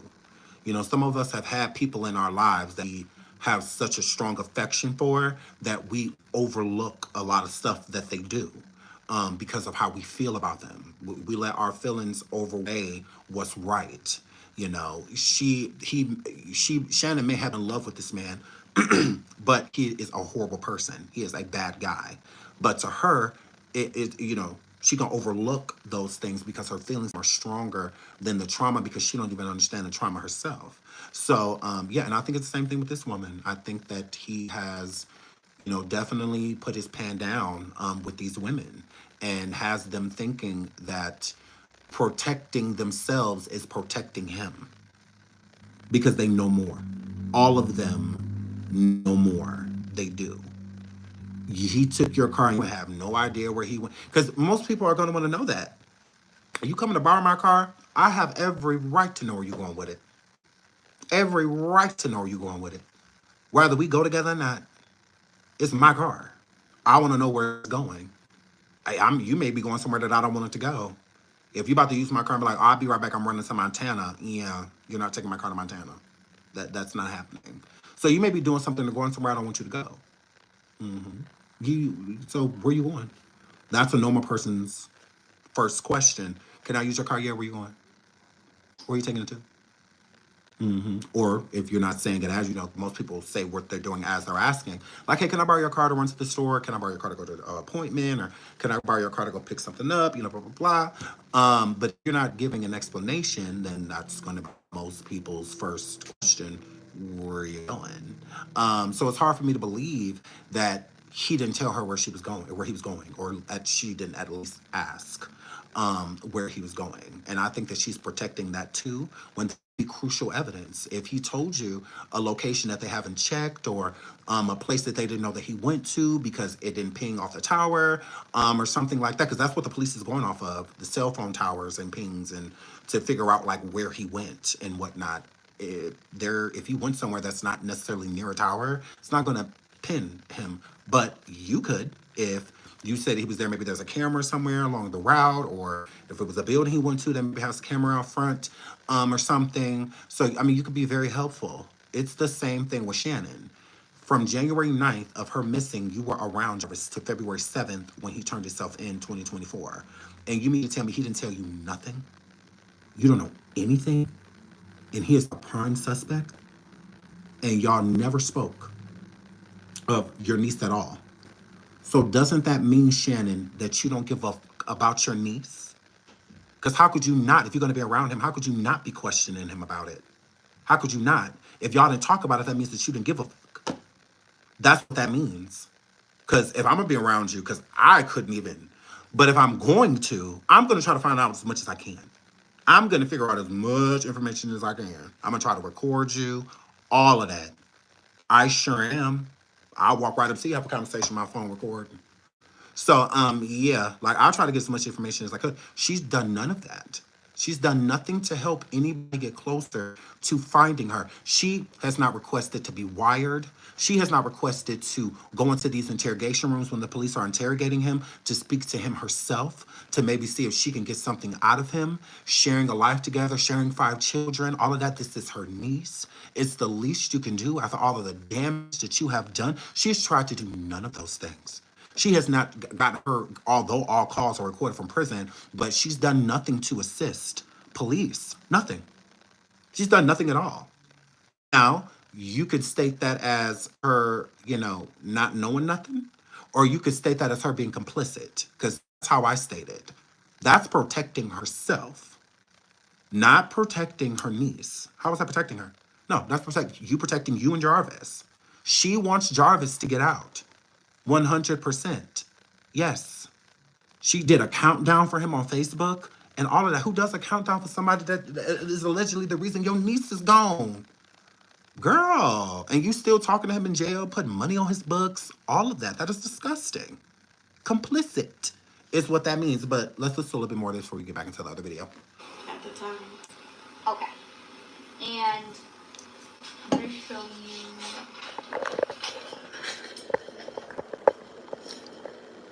The People's Exhibit 11, photo 37.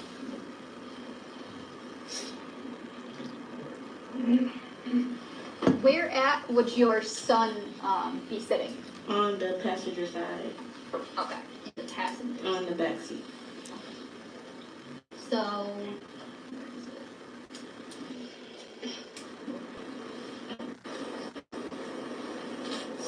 Well, this car is filthy. kind of see it better in photo 41. He would sit behind the passenger seat? Yes. Okay. What, What's describe the on glasses this that he was flow? I believe they were clear around the frame part. Yeah, all of them I don't know dirty. what the ends look like, but I do remember they were clear around the frame. Okay.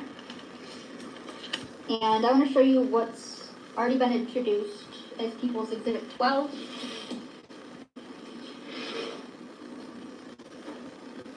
I don't get how people let stuff build up in their car like that. Just throw it away.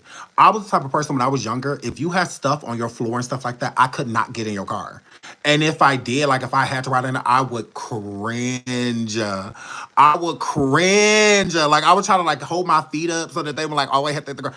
I would cringe. Get into people. I was like, ugh. Like, oh my God, I just hate, ugh. Oh my God, I hated it. I hated it. I hated it. My girlfriend car at the time, I used to clean her car. Like, I was just like, I could not stand it. I'm like, yeah, we're about to go clean your car. Like, I'll do it myself because I cannot. So it's just like, yeah, I can't. Like, I cannot do just like a trashed car. I get people get busy and like they go back and forth to work. Sometimes like you eat in your car, a lot of drive through, situation. But it's like throw the shit away. And then it's like you got kids. That's embarrassing. Like, I mean, it is. It's embarrassing. Somebody offer you a ride and they open the door and trash falling out. She's like, that is gross. Okay? Gross. Turn the back up. Yes. Is there anything in People's Exhibit 12 that you recognize?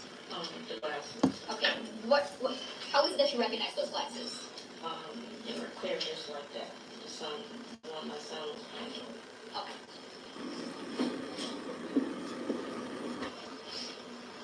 Yes, clutter drives me nuts. Like, you should see the studio right now because we're moving in May. So, because the lease is up in May. So, grill, you should see the studio. Like, it's all over the place. We got stuff in areas where it's not supposed to be and stuff like that. But it's in a way to where you can still move around, like bumping into anything. You know what I'm saying? Like, but it's cool though, because we're in the process of moving, because we're trying to figure out what's going, what's leaving, what's staying, because we're doing a whole new studio, all of that. So it's just like a lot, right? But it's like I do not like clutter. I can not, literally. It just bothers me. Like I just can't. Now, you said your son was playing with them in the backseat. How did you get that from your son? I told him to get them to me because I didn't know what glasses they were. Okay. How is it that you go to ask, or come to ask Jarvis about these glasses? Well, my son was playing with them when I was with Jarvis. She said her son was playing with the glasses while she was with Jarvis. This is BM number, I don't know. I mean, I'm thinking recent because of the car seat back. I don't know if that's for her daughter, or if it's for her son. But I think it was for her son because the side of the car she said he was sitting on in the back was the side the booster seat was on. So I don't know what number she is, but more so of recent, I would say, because I don't think the kid is older than 10. So yeah. How did the son even find the glasses in that? Cannot. I think she said he found a seat. So her son is 2. Okay, good. Okay, yes. So yes, she is definitely a more recent one. That's why with the booster seat, I can't see him being that old. It has to be recent. Her son. Okay. The daughter is 2. The son is 7. Okay. So that's what type of daughter 2, son 7.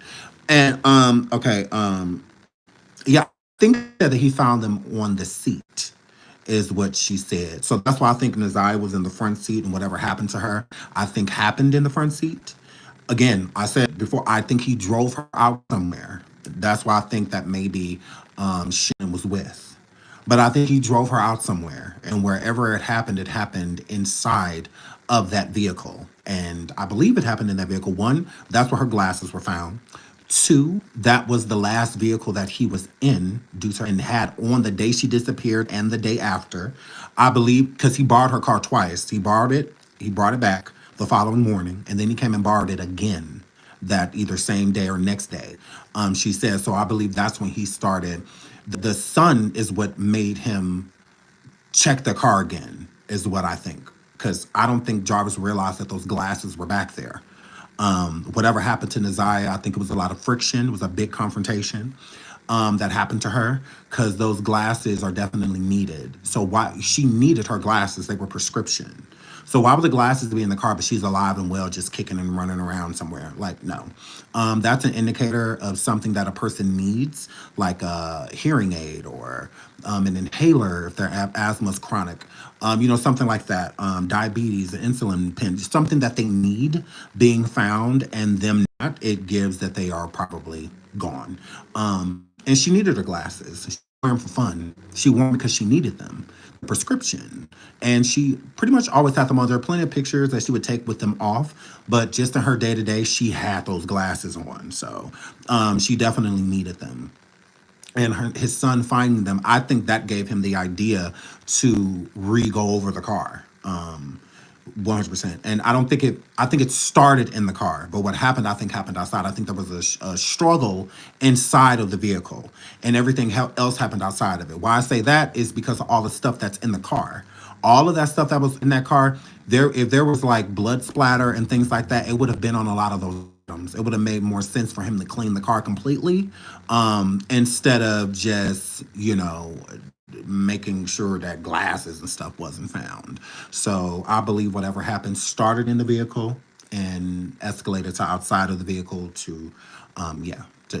I don't think that because it would have been more evidence if there was splatter of blood. And with her jacket, the colorful jacket not being found, I definitely think that there was some type of DNA blood splatter that happened, that occurred, because that jacket was not recovered. The colorful Nickelodeon jacket that she was last seen in was not recovered. So, yeah, I think it's buried with her. I think she is buried in it. I really do. And I guess, The next day, I went to the shop, and my son, like picking my son up from school. Jarvis was see his daughter, and my son was playing in the back with the glasses. okay. From when Jarvis had borrowed your car and returned it to you picking up your son from school, had anybody else borrowed your car? Yeah. Okay. So you're at the shop,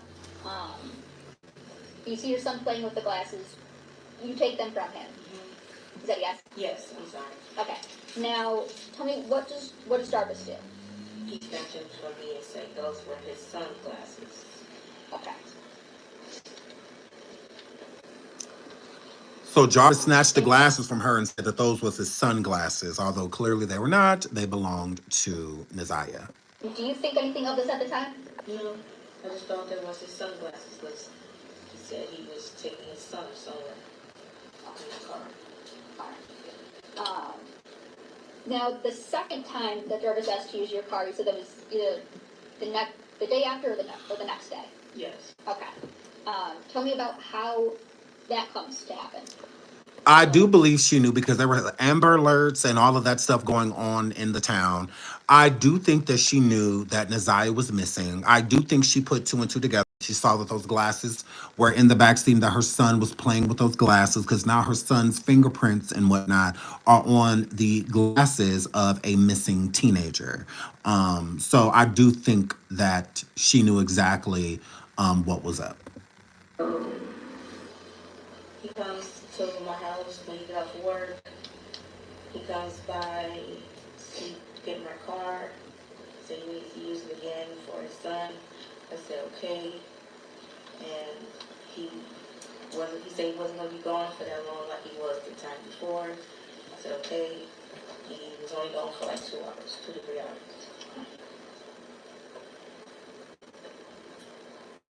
Okay. And are those the only 2 times that he ever used your car? Yes, I believe so. Okay. Were there times that he would be in your car with you? Yes. That you would take him places? Yes. Okay. Have you had any contact with Jarvis since he turned himself in on February 7th of 2024? Yes. Okay. And what was that through? phone calls, get out, text, app. Okay. And And you need to pull that mic off the edge. Yeah, that way I can hear you. okay. Thank you. Do you recall a phone call in which Jarvis asked you some things about your vehicle? Yes. Okay. And you've heard that call before? Yes. Okay, and was that call that I played for you, is that a fair and accurate depiction of the call that you had? No, this is not a family member, correct, of NaZiyah's. This is Jarvis's other kid's mother, his daughter's mother. And he used her car to facilitate whatever he did to NaZiyah. But no, she is not family. No, she's not. Is it him asking you about the car? Yes. No, I look at the admission of people's. She does favor Shannon and them, though. So you could tell he definitely had a type. She does favor them. So if people are maybe getting confused by that, they do favor. At 13. Any objection? No objection. And you're under I publish. Yeah, it'll be admitted as People's Exhibit 13, and you can publish. Can I also see Exhibit 12 when you get a moment? Yes, sir. Never. Yes.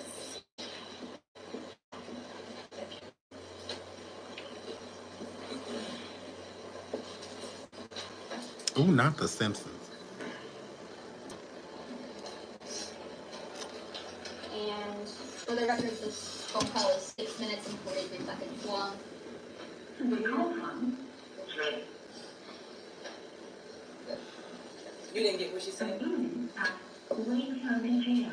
This call is subject to recording and monitoring. Now, y'all see how he's still talking to all of them? If you don't wish to talk, Because we'll get more into this. But you see how he is still talking to all of his baby mamas pretty much?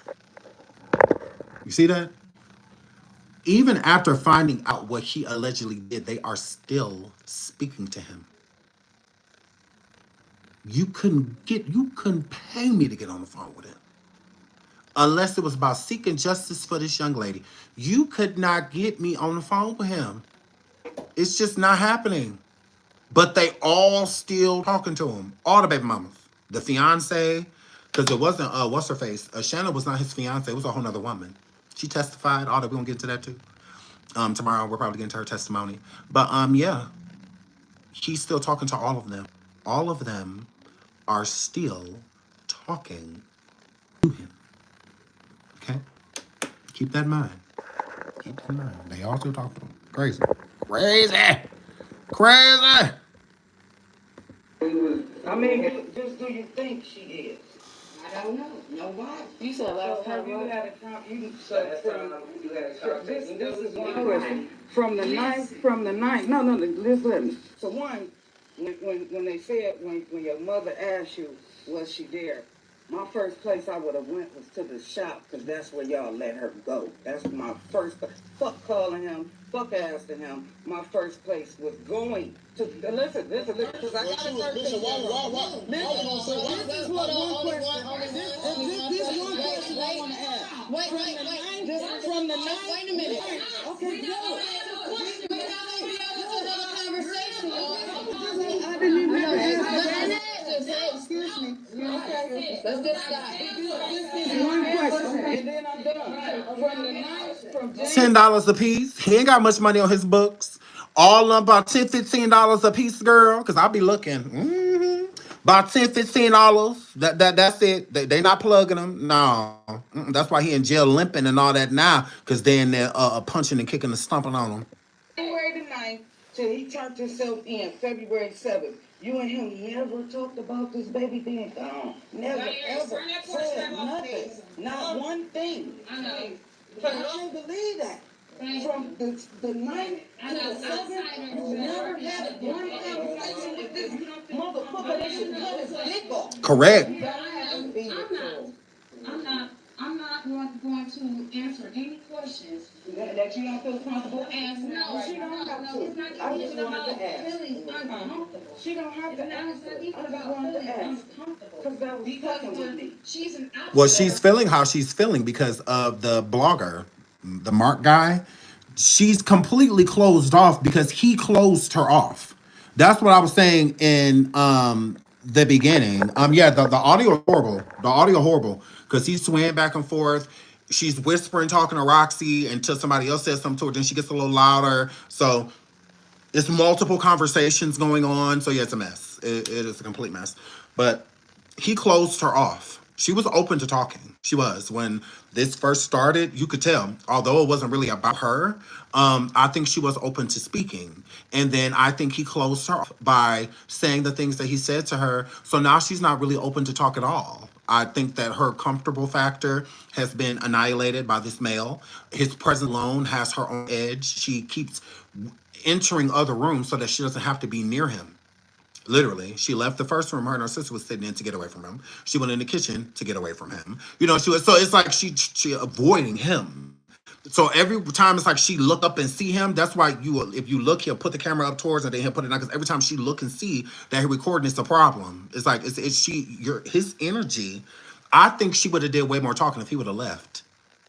hmm I think when that woman asked her that question about Jarvis about January 9th, February 7th, and not questioning him or having, I think she would have been more open to speaking on it, even if she didn't fully divulge all of the information. But I do think she would have been more open if he wasn't around anymore, because that's just kind of how I feel that like the human experience is.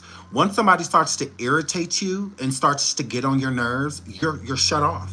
Even if a neutral party walks up, somebody that you like or care for, if it's bent towards the same conversation, you're going to avoid it just because you don't want to please that person. This is why he here. So I would speak to no one about anything that's gonna help him at all whatsoever because he got me fucked up. So you stay on the defense and you stay closed off. Because even speaking to people on the side and whatnot, you could be giving him what he wants. And her whole issue at that point is him. So you close yourself off because you don't want anything to do with this individual. So I think she would have opened up a bit more if he would have left the premises or would have left where she was. And I also think that that's why he kept doing that, why he kept walking away. Because if you notice that in the video too, he keeps moving from where she is and going to the living room, pointing the camera down at the carpet, speaking to the male that he was supposed to be interviewing in the first place, which is the boyfriend, Mark. He knew he up too. He did. So yeah, you messed up the balance of the energy because how it started is how it ended. If you would have started it well, it could have ended that way. But you started off with friction. I think he was too concerned about trying to be people's champ because again, that don't make you look away. You as a man over here super approaching this woman aggressively and whatnot, that's not a good look as a man. At the end of the day, you are still a male approaching a female. Rather you don't like what she did or not, she is still due respect. You still have to respect her if you're going to try and question her. Why do you feel like you come ask me a question about something if you're going to disrespect me in the process? If you come over here like, hey, Sean, I have a question, I'm going to be receptive. But if you come over here like, hey, I have a question, we're not going to get anywhere now. Now it's me and you. Now we have a problem. Now I'm going to be Ira. Now I'm going to answer anything other than your questions is what's going to happen. It's just going to be combative at that point. I'm going to combat you. You're going to combat me. And that's probably how it's going to end with us just having a confrontation. Is, hey, Sean, I have a question. I'm open. I'm open. Okay, what's up? What's your question? That's exactly how Shannon was. She was open. She was like, okay, you got a question? Like, you know, maybe defensive. She was, because you could tell the energy around her and what's going on with her and her name. She already knows, you know, what's up, right? So she's going to be a little bit defensive, but you pushed her over the edge. Now she don't want to talk to nobody. Now she don't really want to give up no answers. And this is how it's going to be with bloggers. So if she wanted to open up an interview with somebody, it's going to be less likely that happens because everybody is attack mode. Okay, people have been attacking her for over a year. Have we found NaZiyah? Them out, calling them out their name, saying that they like pedos, all of that. What has changed? What has changed? So yeah, I don't think that was a good look to approach her that way. That was stupid because now she's shut off, and that even ruins it for Roxy because Roxy probably could have got somewhere, but it's harder for her to do if you are because if anybody was going to piss her off, it should have been Roxy. Because that's an argument that I feel like the family wouldn't have wanted to call the police, or the brother talking about everybody got to clear out, all of that. I don't think that that would have happened if Roxy had an altercation or got into it with um, Shannon. At least she's family. At least she's family. So that makes sense. That makes sense. That they would have set issue, and whatnot. But you strangers coming in, like the blogger and his media team, which how you got a media team if you don't want holding the phone? Like, shouldn't your media team be recording and you should be like mic'd up, like asking questions or something? So I don't know if the media team was still outside coming up the steps. I don't know. Because the camera angles were horrible. The conversations of the audio was horrible as well because you have people on the defense. So most of the conversations you couldn't even, because I would have took my camera off of Shannon. My camera would have stayed on Shannon. It would not have left her. I could have been asking somebody else a whole nother question. My camera still would have been pointing at Shannon. It sure would have. It would have been pointed at Shannon. She got all the tea. She got all the information. She could crack this case wide open. She got all the information. The brother don't have the boyfriend don't have the information. He don't. I think that he think that Shannon is hiding things. I think that he think that his girlfriend Marketta, the sister, I think that he think that she knows more than what she's leading on to. I definitely feel that way. I definitely feel like something is not clean in this water. I do feel that's why I think he want both of them gone. Why he keeps saying like both of y'all, can move around. As far as I'm concerned, like my son gonna feel safe. He ain't gonna have to worry about this and that and blah blah because of you bitches. He even also said in the video, like, because if I get to the point where I gotta cluck these two hoes' heads together and go to jail for it to make sure that my son good, it just is what it is. Okay. I think that this is bothering a lot of people. And it's the innocent people that it's bothering, like the boyfriend, and stuff like that. I think he wants to know what happened to NaZiyah too. Having a child and hearing some awful happening to one it makes you have sympathy and empathy towards, because you never want that to happen to your own kid. So you're looking at it from a different lens than they're looking at it. The guilty are looking at it. So I think it affects people on different levels, and whatnot. So let's get into it, girl. Let's keep listening, girl. Let's get into it. Hey, whether he capping or not, he wasn't there. He didn't have nothing to do with it. So, you live talking about some, you don't want them there and stuff like that. I really don't feel like it's a cap. A lot of people don't have places to go. So it's easier said than done. But his energy is speaking. And from what I can see with his energy, he really don't want nothing to do with none of the stuff that's going on. And he feels that something nefarious is going on as well. I think he feels that a lot of trouble is ahead. And he don't want to be a part of it. Look at Ian. With a 13-year-old. Neither is the mom. Please go get research. I'm sorry. There is way too much to this story for us to sit here and break all of this down. Please go do your research. Please go watch other videos and stuff like that. Yeah. So Shannon is the aunt. She's not the mother. The mother is not present in the daughter's life. Really never has been. Besides giving her up at a young age. But yeah, I would please refer you to the Neek at Nights, the Potent Ponderings, and many, many other. Shanitra Speaks. So many other people that have been following this story. Because it's a lot.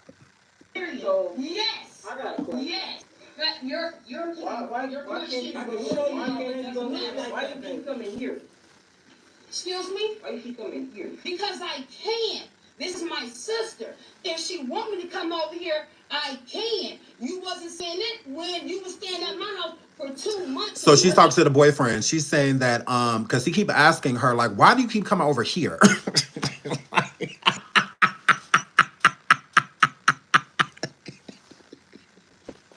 He like, why you keep coming over my house though? Like, bitch, why you can't go somewhere else? Like, what you keep coming over here hiding behind the blinds and in the closet, up under the bed that's on the floor? Like, bro, hello? Like, why you keep bringing your lying ass over here? Why you keep bringing your guilty ass over here? And she talking about something like, you stayed with me for 2 months. Hello? He wasn't harboring a fugitive. His niece wasn't missing and none of that. Hello? I'm like, you got your nerve? Was he going through this, girl? Was he going with a pedo that was taking advantage of his nieces and nephews and all of that? Not a niece and nephew missing. Was that going on, girl? Or was he just staying over there? Your slow ass. Or was he just staying over there? Hello? See, it's the baggage that you bring. See, he brought luggage with him, a backpack full of clothes or whatever, girl. You bringing cases, correct? Open ones at that. Everybody and their mama looking for you. They cussing your mama out on the street, calling her burgers and all of that, double cheeseburgers and shit, throwing fries and ketchup and mustard and all of that, chasing her out the Dollar Tree parking lot and all of that. Hello. And now you want to bring, and you the main culprit? And you want to bring all that bush over here? I think not. I think not. First of all, I don't have people looking for me. Correct. Correct. Like he said, the world ain't looking for me. You got your nerve. The whole Detroit football team, basketball team, baseball team, wrestling team, lacrosse, everybody looking for you, ho. They can't find you because you're over here. Get out. Prove that. Let's go out tonight then. Let's go to the club since they not looking for you. Yeah, okay. They not looking for you. Okay, let's prove it. Let's go to a party. Let's see who's looking for you. Who not? Let's go to the mall. Girl, you walk around where I'm NaZiyah auntie. My name is Shannon. Say hi. Let's see. Since you so well, ain't nobody looking for you. Prove it. Who's looking for me, baby? Us. The world. I'm not hiding. It looks like it. It sure does. You ain't going to work for one. Correct. And you over here where you Correct. Why you going to work? Why you ain't been to McDonald's? Girl, why you ain't been to rallies? Hello? You got your goddamn nerve. Girl, you ain't put that drive-through outfit on in weeks. The wrong with you? You got your goddamn nerve. You ain't been minimum wage in the situation at all. At all, girl. You ain't mopped the lobby in the McDonald's in weeks. Girl. Your little work warts and stuff on your hands is gone, girl. You got your damn nerve. don't be. Where nobody will be with you. What you need to Only do thing I wanted to say, Don't like, put our job. and then I keep telling you got He didn't say your job name. That's He didn't say your job name. He just said you ain't been there. What is the problem? They know you ain't been there. Why you saying it like they gonna find out? They already know. Girl, please. They already know what you mean. Didn't he ain't say the job name? I did. He ain't say the name. I did, girl. Welcome to McDonald's. My name is Shannon. Can I take your order, please? you keep coming. I can come here as long as my sister say I can come here. If she's inviting me over here, I can. You disrespectful, You're nigga. not understanding the situation. How, nigga? You not even understanding the situation. Your ass to the rest of the summer. What you need to do is worry about your son. Okay. Worry about your son. He is. He is worried about his son. He is worried about his son. And he worried about the people that want to empty a clip on you, emptying it in his house, and his son being in danger because of you sitting here angry, shaped like the number 88s. Upset though. Upset though. Like, yeah. He is worried about, so you need to be worried about them 5 bastards you got over there, girl, by Jarvis the Perv. That's what you need to be worried about. Imagine. Talking about something. You need to be worried about your son. He is. Clearly, you ain't worried about none of yours because ain't none of them around you and they ain't in CPS custody yet. There you go again to left your kids over there with Annette, the one that allowed people to meet her grandchildren in basements and had a goddamn way, is where you left your children. He ain't around y'all. And I'm glad. I'm glad. I am. You got to worry about me. You worry about your kids that you have with a pedophile. You worry about your kids and that pedophile. Correct. Shit, you wasn't saying I got one. You got when 5. she was missing, can I ask you something? we what? When she went missing, why would you say she might just be out fucking? So when NaZiyah went missing in the messages, she did state, because she said that one of her friends told her that NaZiyah was out there trying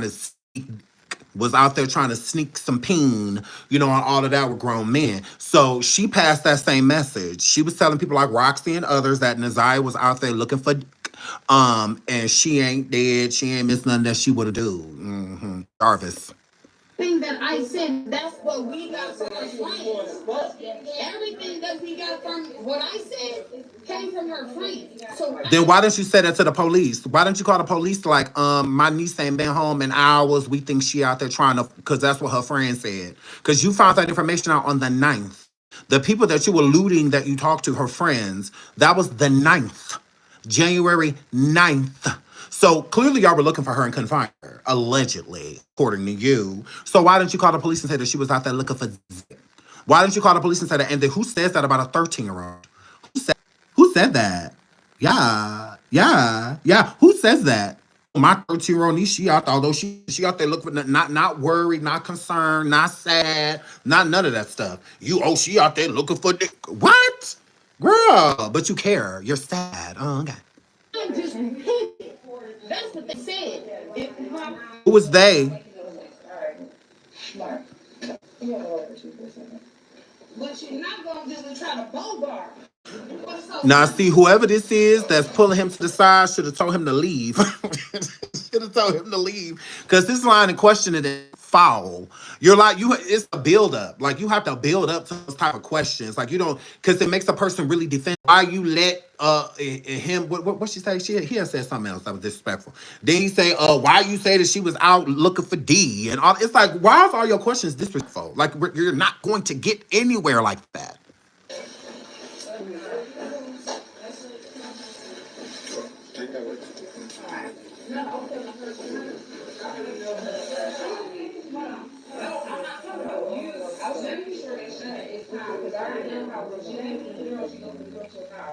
And I'm a snap on any motherfucking body.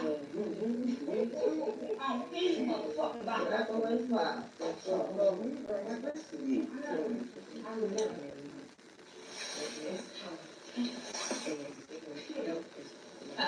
They probably come a long way in your line. Alright, just let down. Let down. My daughter's 13, got accepted for cash check. She ski, swim, skate. Agreed. Her responses are very pathetic. Very. Dan, play basketball, everything. So she walked past me with her.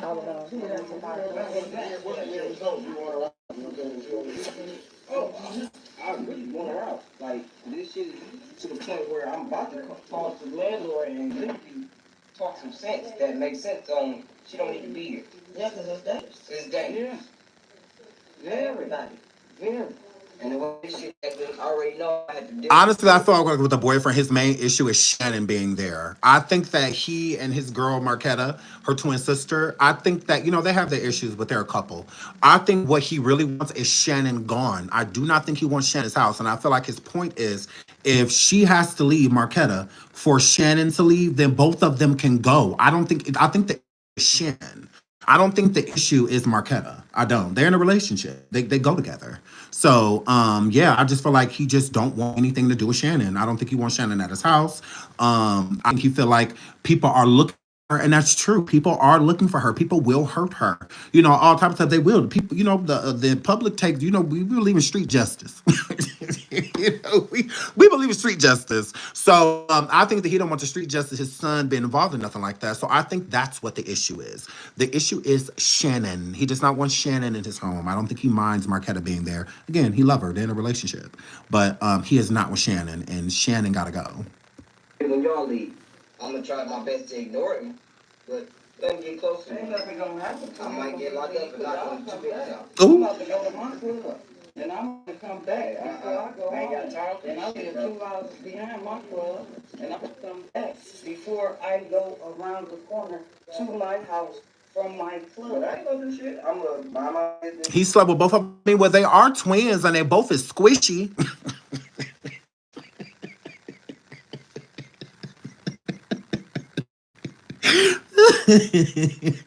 They both fluffy. So, I mean, you could easily, get them confused. Now, if the sisters did it, now it's a shame on the sister girl that did that, because you ought to be ashamed of your goddamn sleeping Shannon girl with Marketta man. But allegedly Marketta slept with Jarvis as well. So, it gives they share niggas, hey. I'm in a motorcycle club. I will not say which one. Ooh, not a motorcycle club. Come back. They need to go somewhere else. For real, cause He said they need to go. it ain't like I'm the one that's doing some fucked up shit.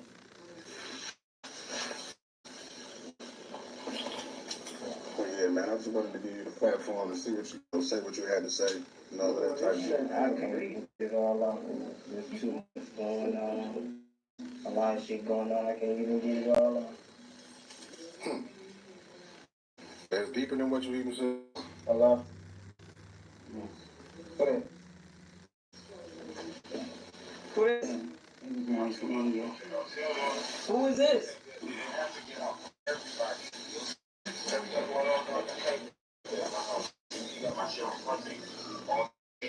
He talking about the blogger. He talking about this.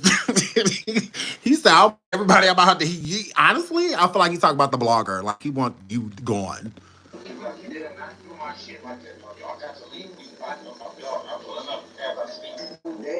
Then come in. Look, I've been trying to get rid of the problem for the longest.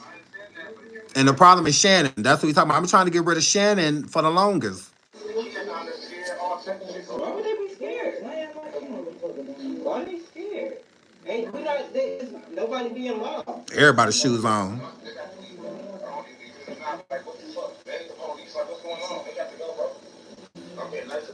And he said, and they not the police. I agree. Again, this is an open investigation. So y'all did when they're like this, it really don't have nothing to do with y'all. And if y'all are gonna do it, then be an assist to the police.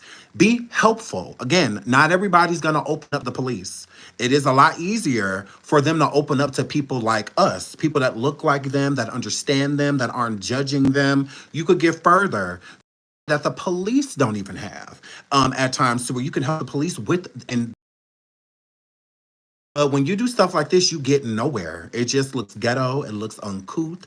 It looks vibrational. It looks as if the people that are involved, educational level, do not go very high. Yeah, and it's like it don't have to be like that. Imagine trying to act like you are smart enough to help with an investigation, and you get there and completely bomb it. Like it just like it could get any worse.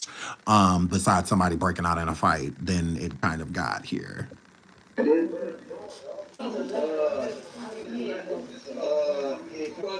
you understand the problem, you will see what's going on. I'm trying to get rid of the problem, but they won't go. How?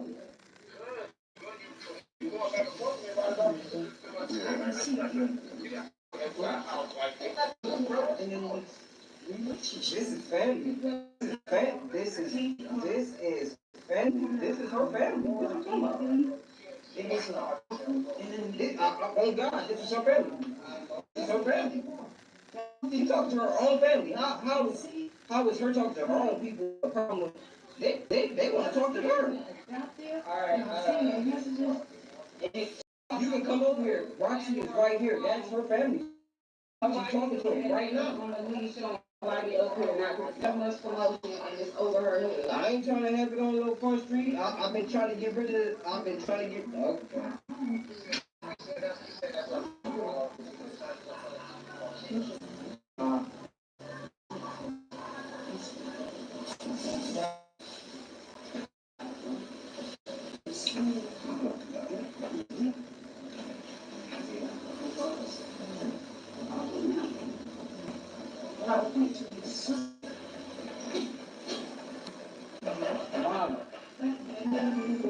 Okay.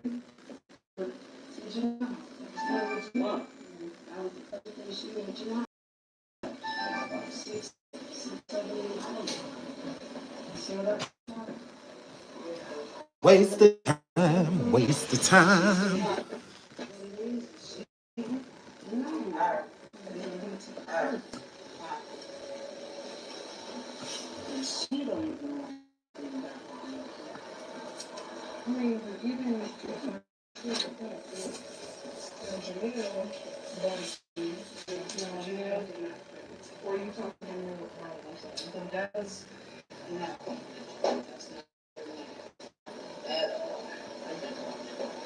This is when I found out Okay, so she's talking about a situation about when she was pregnant. Then she said she took the pregnancy test, and then she asked. This one, I really wish that we could have heard the part better, that it was audio, because I wonder, like, what is who is she referring to? Is she referring to NaZiyah? Is she referring to someone else when she's talking about taking a pregnancy test? And when I just like, I really would have liked to know. Do y'all know? Did y'all hear any more on this?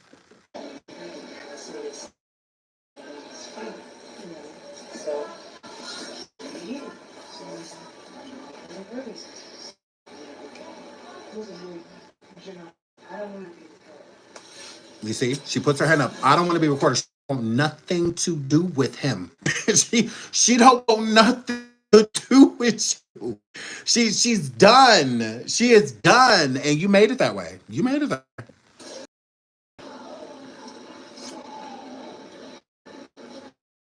Oh, she asked her. Oh, okay. NaZiyah.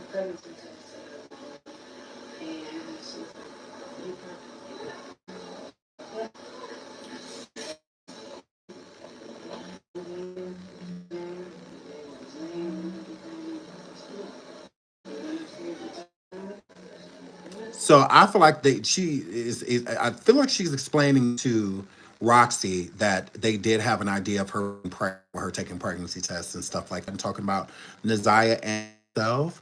She was referring to herself, but she right, absolutely. She lost her baby. She was pregnant with NaZiyah. Oh, now that definitely makes sense.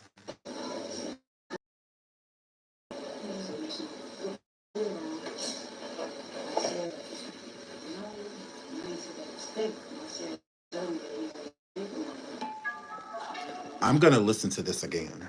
I'm gonna listen to it like on my own and like make the audio really loud as I can get it. Because I really want to hear exactly what she's speaking of with the pregnancy, because that does make sense. She could have been pregnant with NaZiyah because again, she's competitive when it comes to the pregnancies. Anytime Jarvis had a baby with somebody else, it seemed I feel like that's why she got 5 kids by him. Because Jarvis kept having kids. He consistently and continuously was having kids. So I feel like every time she heard that he was pregnant or had a girl pregnant, I think that she would get pregnant herself. I do, to compete. So instead of everybody running around talking about the new baby, they'll be talking about hers. You know,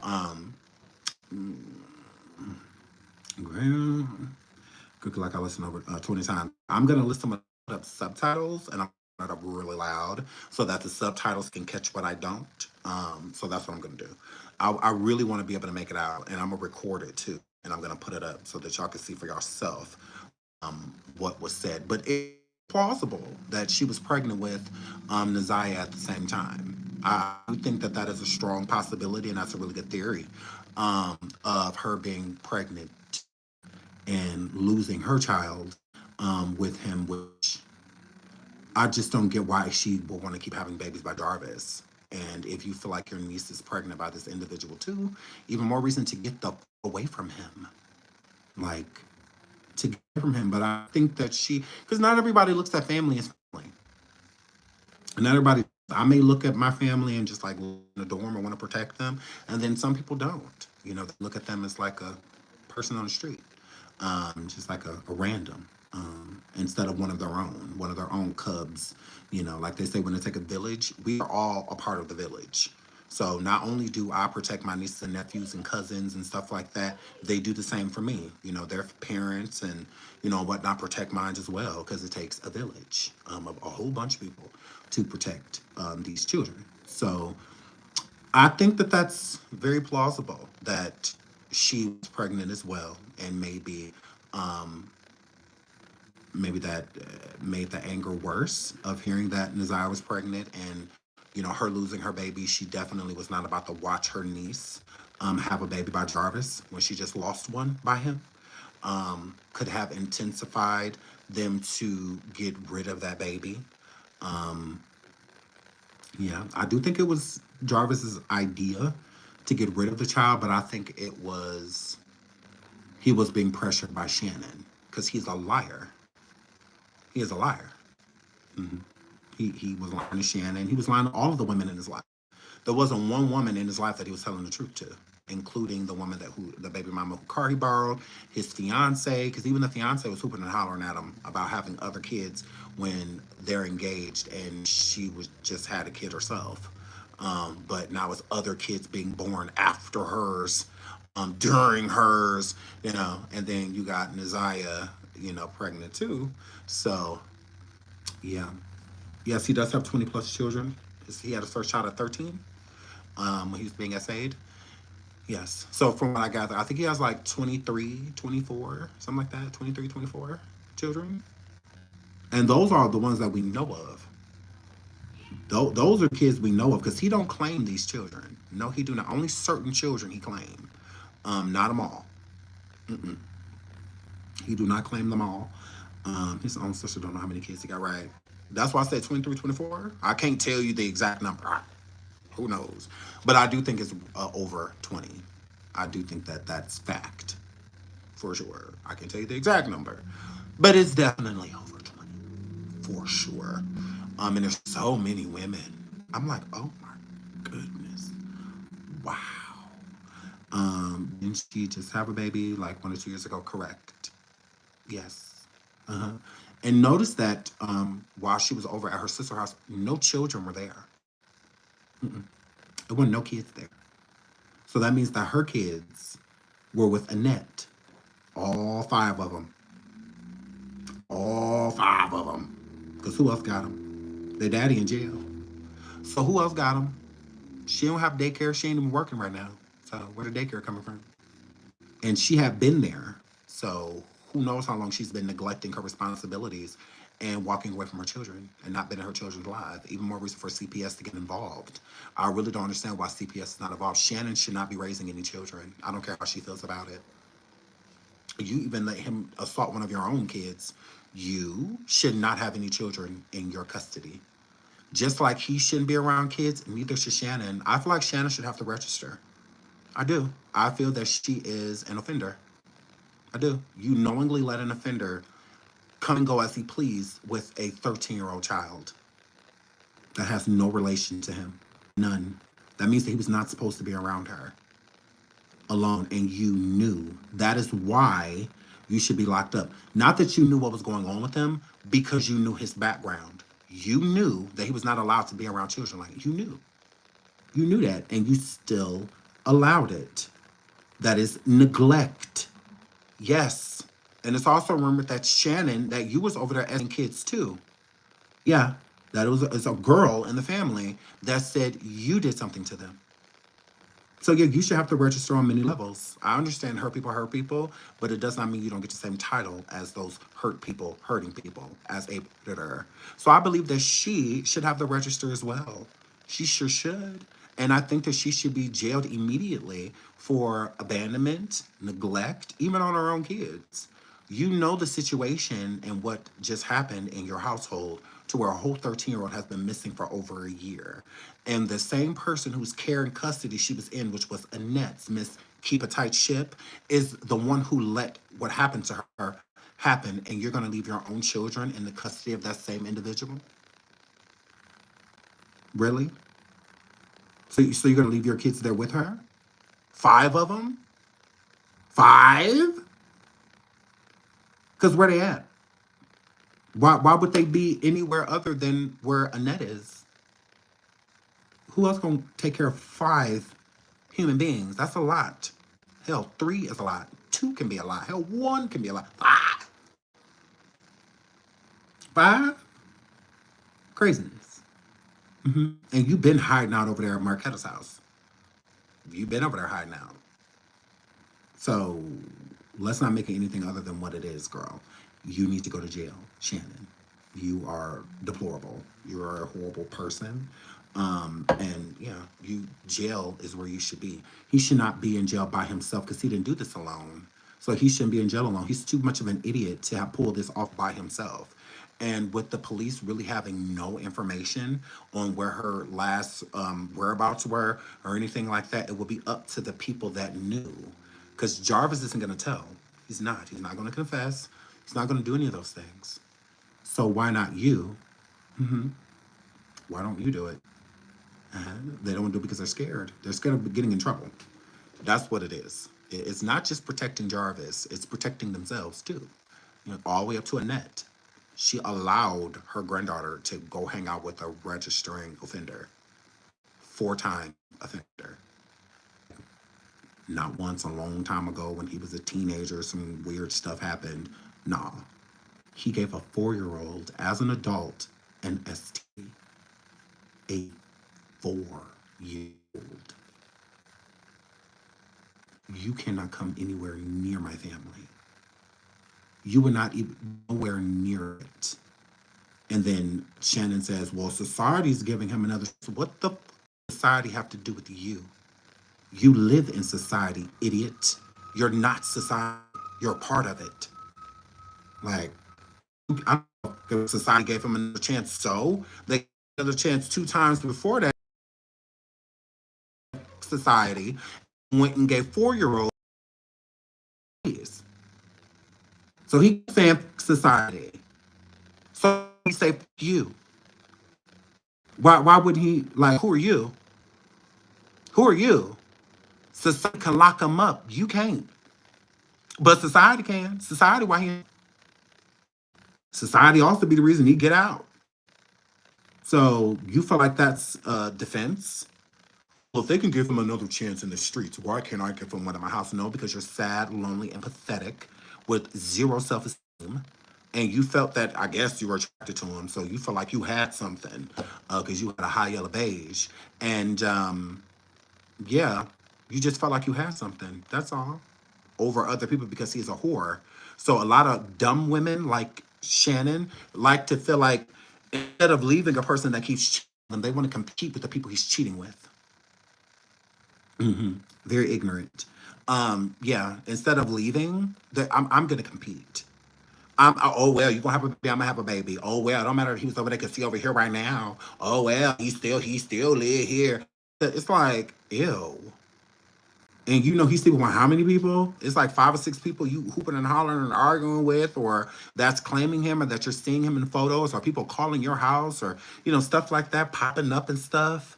Like, I mean, think about it. Outer Drive, that's Jarvis's baby mama's crib, but Shannon knew exactly how to get there, who stayed there, all of that. You compete with each other. What does to compete with? That just means that no, y'all are insecure. Yeah, he gives you a false sense of confidence.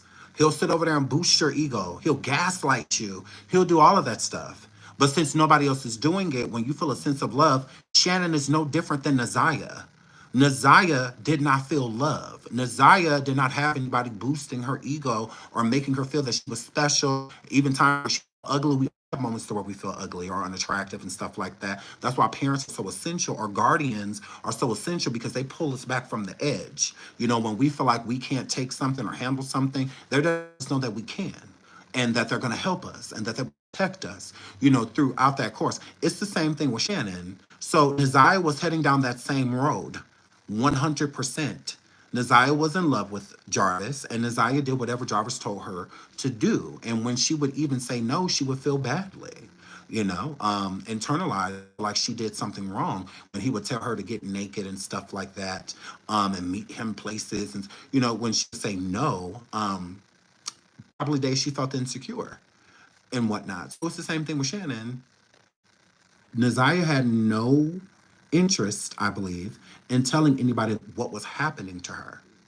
I don't think that, because I don't think she saw anything wrong with what was going on. That's why I don't feel like she was at the place of coming forward and being honest and letting an adult know what was happening to her, because she felt she was in love. Because she's naive, she's young, she has no idea what's happening, and she wasn't set up. She wasn't given a fair start to this. Like, she was just let down, just so many different areas. And I think it's the same thing with Shannon. Same thing. Shannon is an adult NaZiyah. That's how I look at Shannon. Shannon really thinks that this dude loves her. She hangs on his every word. She knows he's what other people look at NaZiyah. NaZiyah knew that he was in a relationship with his auntie. She knew that. She knew. But she was still dealing with him. She didn't tell anybody anything. Same thing with Shannon. Shannon knew exactly what was happening between NaZiyah and Jarvis. But she didn't feel the need to say anything. Why would she say anything? Jarvis is in control. Jarvis would not allow Shannon to feel any type of way. Not at all. I think when Jarvis finally admitted to her, like verbally, that he was sleeping with NaZiyah was the pregnancy. I don't think he admitted it before that. I think that he would lie to Shannon, although Shannon knew what she saw. Shannon knew what was going on, and he would still lie to her. And her being so insecure, she would listen to him because he fixes things with sex. He uses his body to get what he wants because he's not doing nothing else. He got told sleeping with too many people to be taking care of them all. He's taking more than he's giving.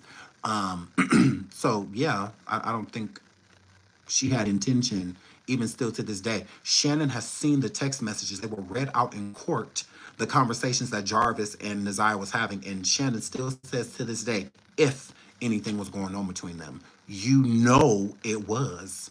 So if you can act this dumbfounded, having proof in front of you that they were having intercourse with each other, that she was pregnant by him, and you still say that you saw nothing but an uncle and niece relationship, what? Hello? It lets us know how much of a liar you are, how deceitful you are to have the proof sitting in your face and you're still saying, I don't know. I don't know. Because you're guilty. You knew. And you're complicit now. So you can't point a finger when they're all pointing back at you. Because you could have saved her. You could have helped her. You are glad NaZiyah is gone. I believe that. I believe that in my spirit. I believe that Shannon is happy NaZiyah is dead. I do. One less person to compete with. One less person. And she is still fully supporting Jarvis. Not even her own niece. Doing nothing to find her, nothing to help, nothing. She is still head over heels in love with Jarvis. I think that she's happy NaZiyah is gone, too. I don't think she ever wants her to come back. And she knows that she's not going to come back. So, yeah, I think at first the aunt liked the attention that they got because she still kind of looked like a victim because you can't control what another person does. So I think that, you know, she kind of liked that attention to where people are like, oh my God, poor you. Oh my God. Oh, you poor thing. I'm sure you're probably just, you know, going crazy. Your niece going, oh my God, you poor thing. And then people started to listen and they started to look at her and they started to like, you know what? Something ain't right here. No, no, no, no, no, no. You crooked. You had something to do with this. All the way to the judge even feeling the same way. Like, yeah, no, it's something going on here. No. Because you can't exactly put your finger on it because there is not information to go with theory that a person may think because they have they're keeping the story, you know, and they're sticking to it. Their story, we didn't see her, she didn't come home. She went missing. We waited for her to come. She didn't. The next day, we contacted the school. School contacted the police. That's it. That's it. Yes, you can leave an anonymous tip with the Detroit Police Department. You absolutely can. Yes, if you know anything or may have seen anything, you absolutely can leave an anonymous tip with the police department. You sure can. Call the police in Detroit and leave an anonymous tip. They have lines for it. You can even call them and get the number for it, or you can just look it up on the internet. Google it. Anonymous tip line, Detroit Police Department. You should be able to find it. It's usually like a 1-800 number or something. But sometimes it's local. So, but yes, you definitely can call in. He should be charged for 2 murders instead of 1. They can't do that without a body. Besides text message, there's no actual proof that NaZiyah was pregnant. Besides text message, there's no ultrasounds or anything like that. I think the most that this is why I said I think that the police should look into appointments that she was having at the doctors. I do think that they did blood work on her, and I do believe that the doctors knew that she was pregnant. I do think that they told her that she was pregnant. So I do think that they should, if they could get like her blood work or lab work subpoenaed or get a warrant for it to see, I think that will help with maybe trying to put double on him. But without a body or bodies, it's more so of hearsay. that there's no actual proof that she was pregnant besides the people that saw her and the text messages. That's it. But there is nothing to say. She's 5 months along. She was 5 months in a week. There's nothing to say. That, you know, 8 weeks, 10 weeks, we don't know. So that's unfortunate because again, they find those bodies or find her body, then yes, I do believe it will be double that they would charge him with the passing of the baby as well. But her body hasn't been recovered, and I really don't think her body's somewhere far. I really don't. HIPAA does not protect against crime. So an attorney or a prosecutor could absolutely get that blood work. They could, if it helps the case in any way, shape, or form. From what they gather, she's deceased. So yes, there are ways around HIPAA. Yes, 100%. And it will be just for the court's view. It wouldn't be like a public thing. Like they're not putting it out publicly and whatnot. Just like even certain cases like Cardi B, she went and did it. STD testing, STD and STI testing. We never saw the results, but she turned them in. It was just for the court's view because HIPAA does protect her. So, but we never saw exactly what it said. We were just told kind of what the judge saw. So yeah, HIPAA don't protect against crime. It does not. Any way a crime can be solved, they usually allow it, you know, as long as the family isn't against it. So usually the families aren't. They give, you know, the parents usually. They're like, yeah, go right ahead. Anything to help you bring this person to justice. Now, but I could see Annette fighting it. I could see her fighting it because she would be the one to go through. I could see her saying no to where they would have to get a warrant or subpoena to get those records themselves from the doctor. But I mean, it would still be protected.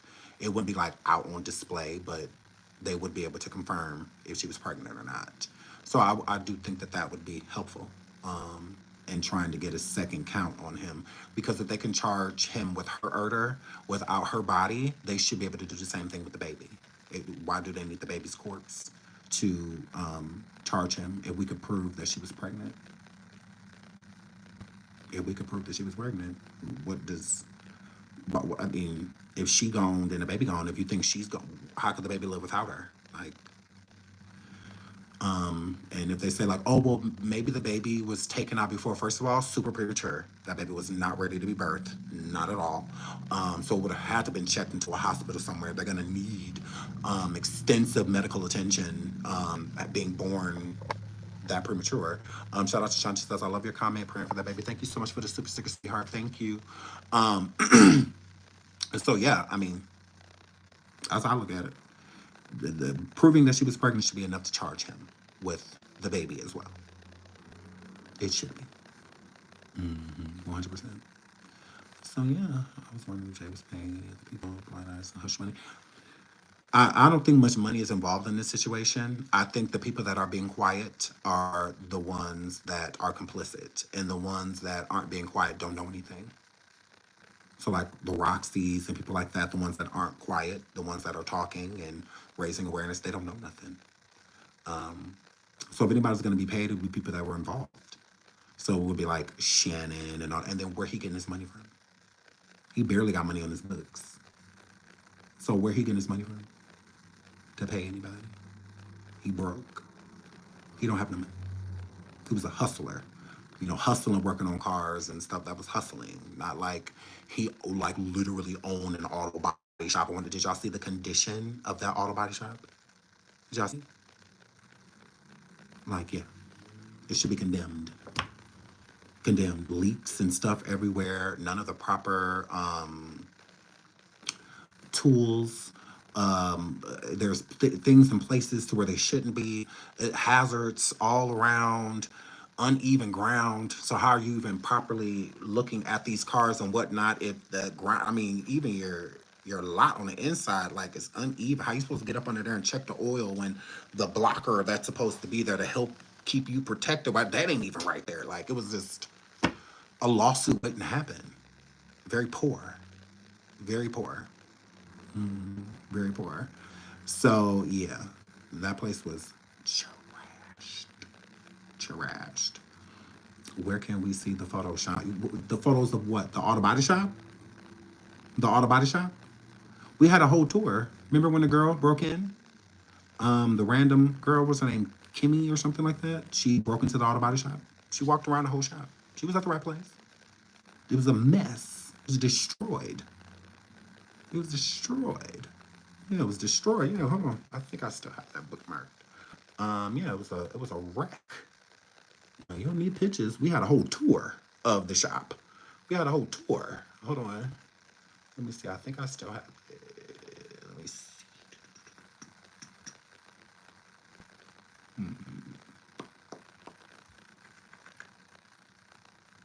Let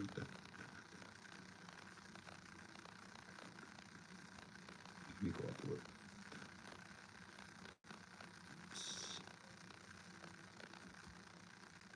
Ugh.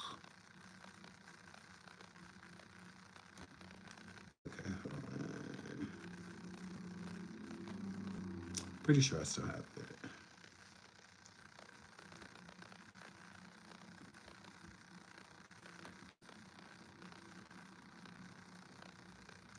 Not that one. Not that one.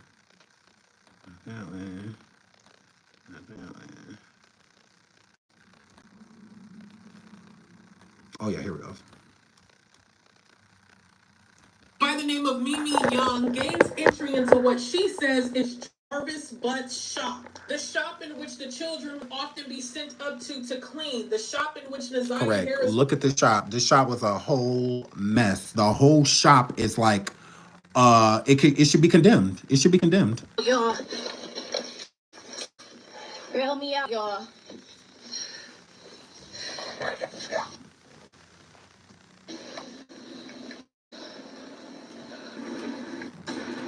Y'all, they reporting stuff. They reporting stuff. They reporting stuff. Let me get my flashlight. Let me get my flashlight. Flashlight.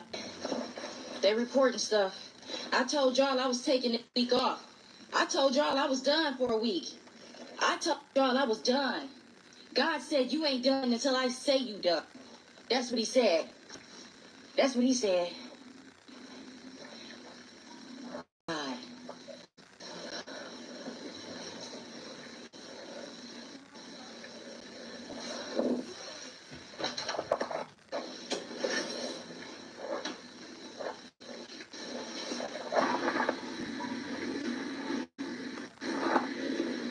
Let's make this quick.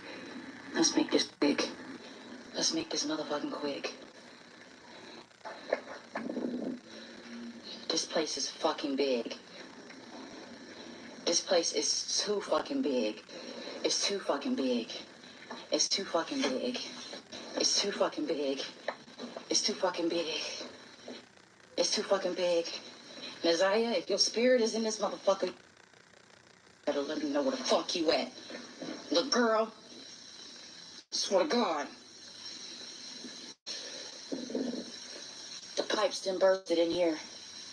The pipes are busted. Okay, hold on. Water.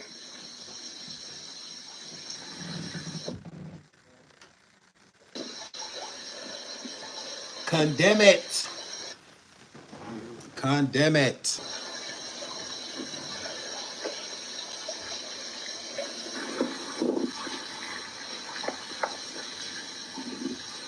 Okay, let's hurry up, because I know I gonna lose my job for this shit.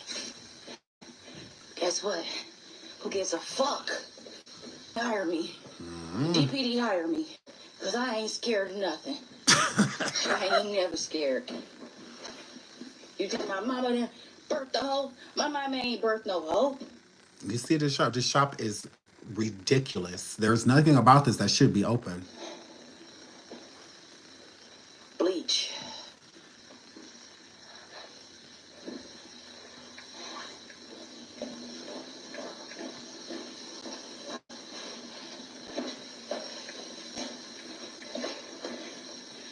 I don't mind. I don't mind going to jail for this shit, y'all. I do not mind. We see. I don't mind. Somebody just bailed me the fuck out. No, not at all. My baby birthday on the 20th, y'all. Take care of my kids.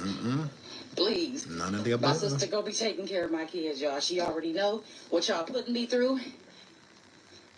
Is this where you was messing with my baby? Is this where you was messing with my baby? Is this where you was at, motherfucker? Whose code is this? Not they saying that's not the shop.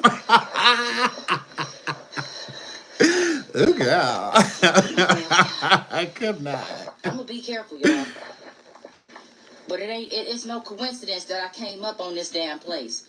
It's no coincidence. I was supposed to be at work. I was working.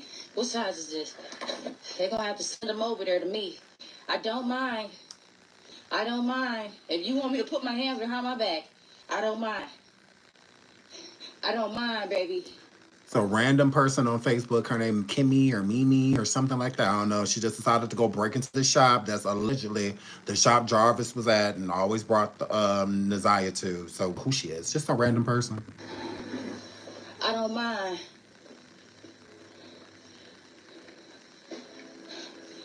You already know they didn't search. I know they did. I know they did. I know they did. I know they did. I checked the code. Nothing in there. This is dated from 2021. That paper, that piece of paper was dated. Y'all said she at the rogue shop. I cannot. 2021. Ooh, girl. I could not. Open. I This can't. back door. Maybe that's just to the outside. Y'all know I gotta hurry up and get up out of here.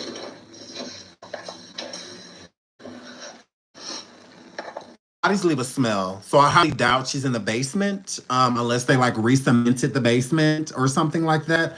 I don't see where she could be. The police did search the home. I'm not gonna say that it was thorough. If you're gonna be in a basement where? Because bodies leave a smell and it's rancid. It's a horrible smell. Terrible smell. And it's hard to conceal it.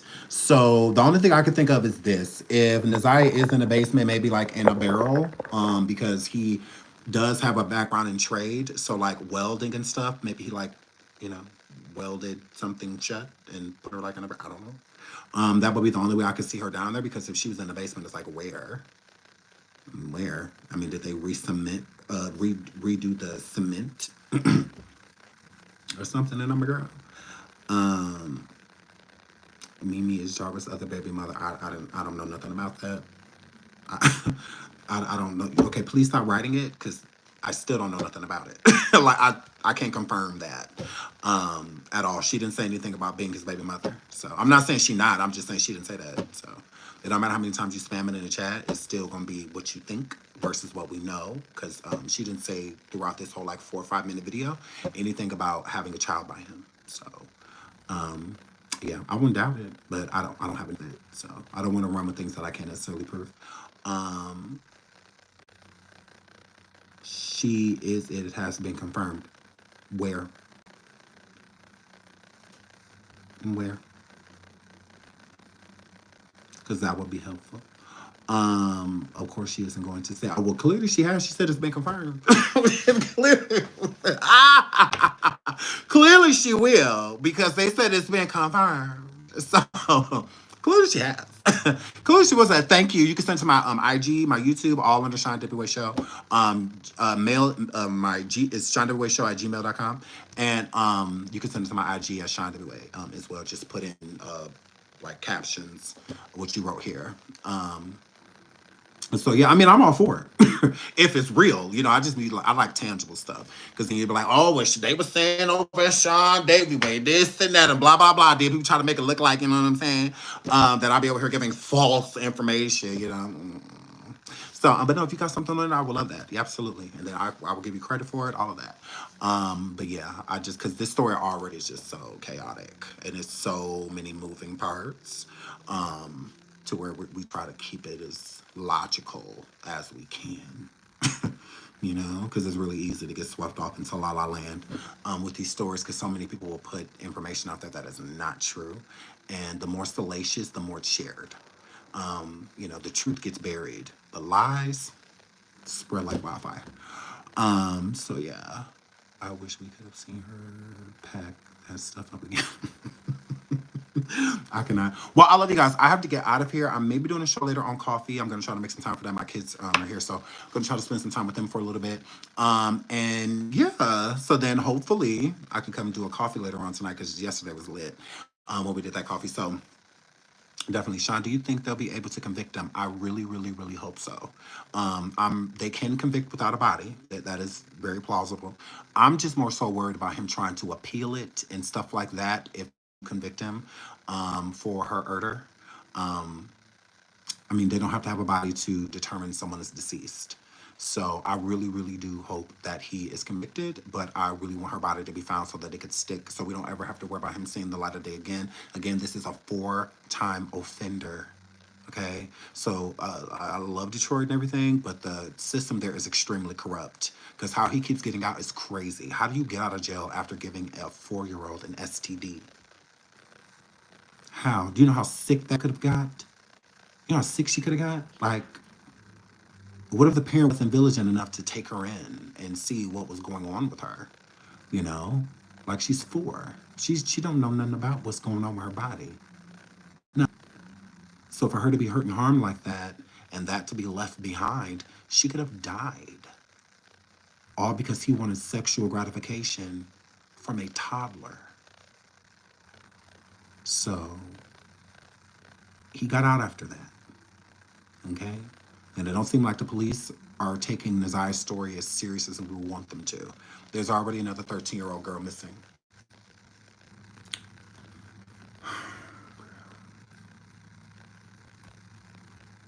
Hold on, let me show you how this would probably live. There's already another girl in Detroit. She's 13. She's missing.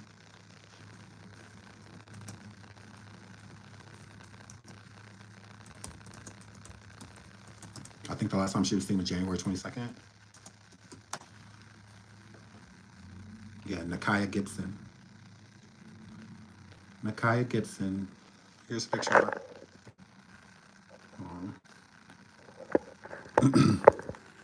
She's missing.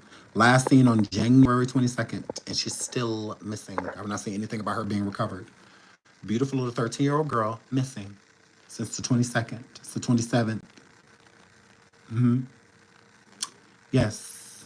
Detroit police are seeking information about a 13-year-old girl who went missing in Detroit. Nakiah Gibson left her residence of the 1400 block of Southville Freeway on Wednesday, January 22nd, without permission and failed to return home.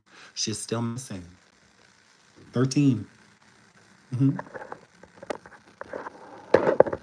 So it doesn't seem like it's getting better. It seems like it's getting worse. Yeah. 100%, very sad. So I really hope she's found. I really hope she's recovered. Her family says she left without permission. She just, you know, and just hasn't been home. They have not seen her, heard from her, nothing. So this is getting scary, very scary. Okay, where you're already missing a 13-year-old over a year. Now you're missing another one. You know, it's just like, damn, like what is going on? Like what is happening? Can't blame Jarvis. He's been in jail. She's been missing since 22nd. But you can blame his friends, because I do definitely think that the birds of a feather, predators of a feather. So, yeah, but we'll keep our eye on that. Shout out to Nakiah Gibson and the Gibson family. I really hope you guys find her. Be doing a story on her tomorrow. We will open the show with talking about her and her last whereabouts before we drift back into NaZiyah. Everybody's missing is just as important as the other person. That's how I feel. Her and NaZiyah have the same, you know, yeah, so it just saddens me, but I love you guys. So I will see you guys tomorrow, okay? And we will dig more into this story. Until then, I love you guys. Make sure you hit that like and subscribe if you haven't already. Until tomorrow, bye.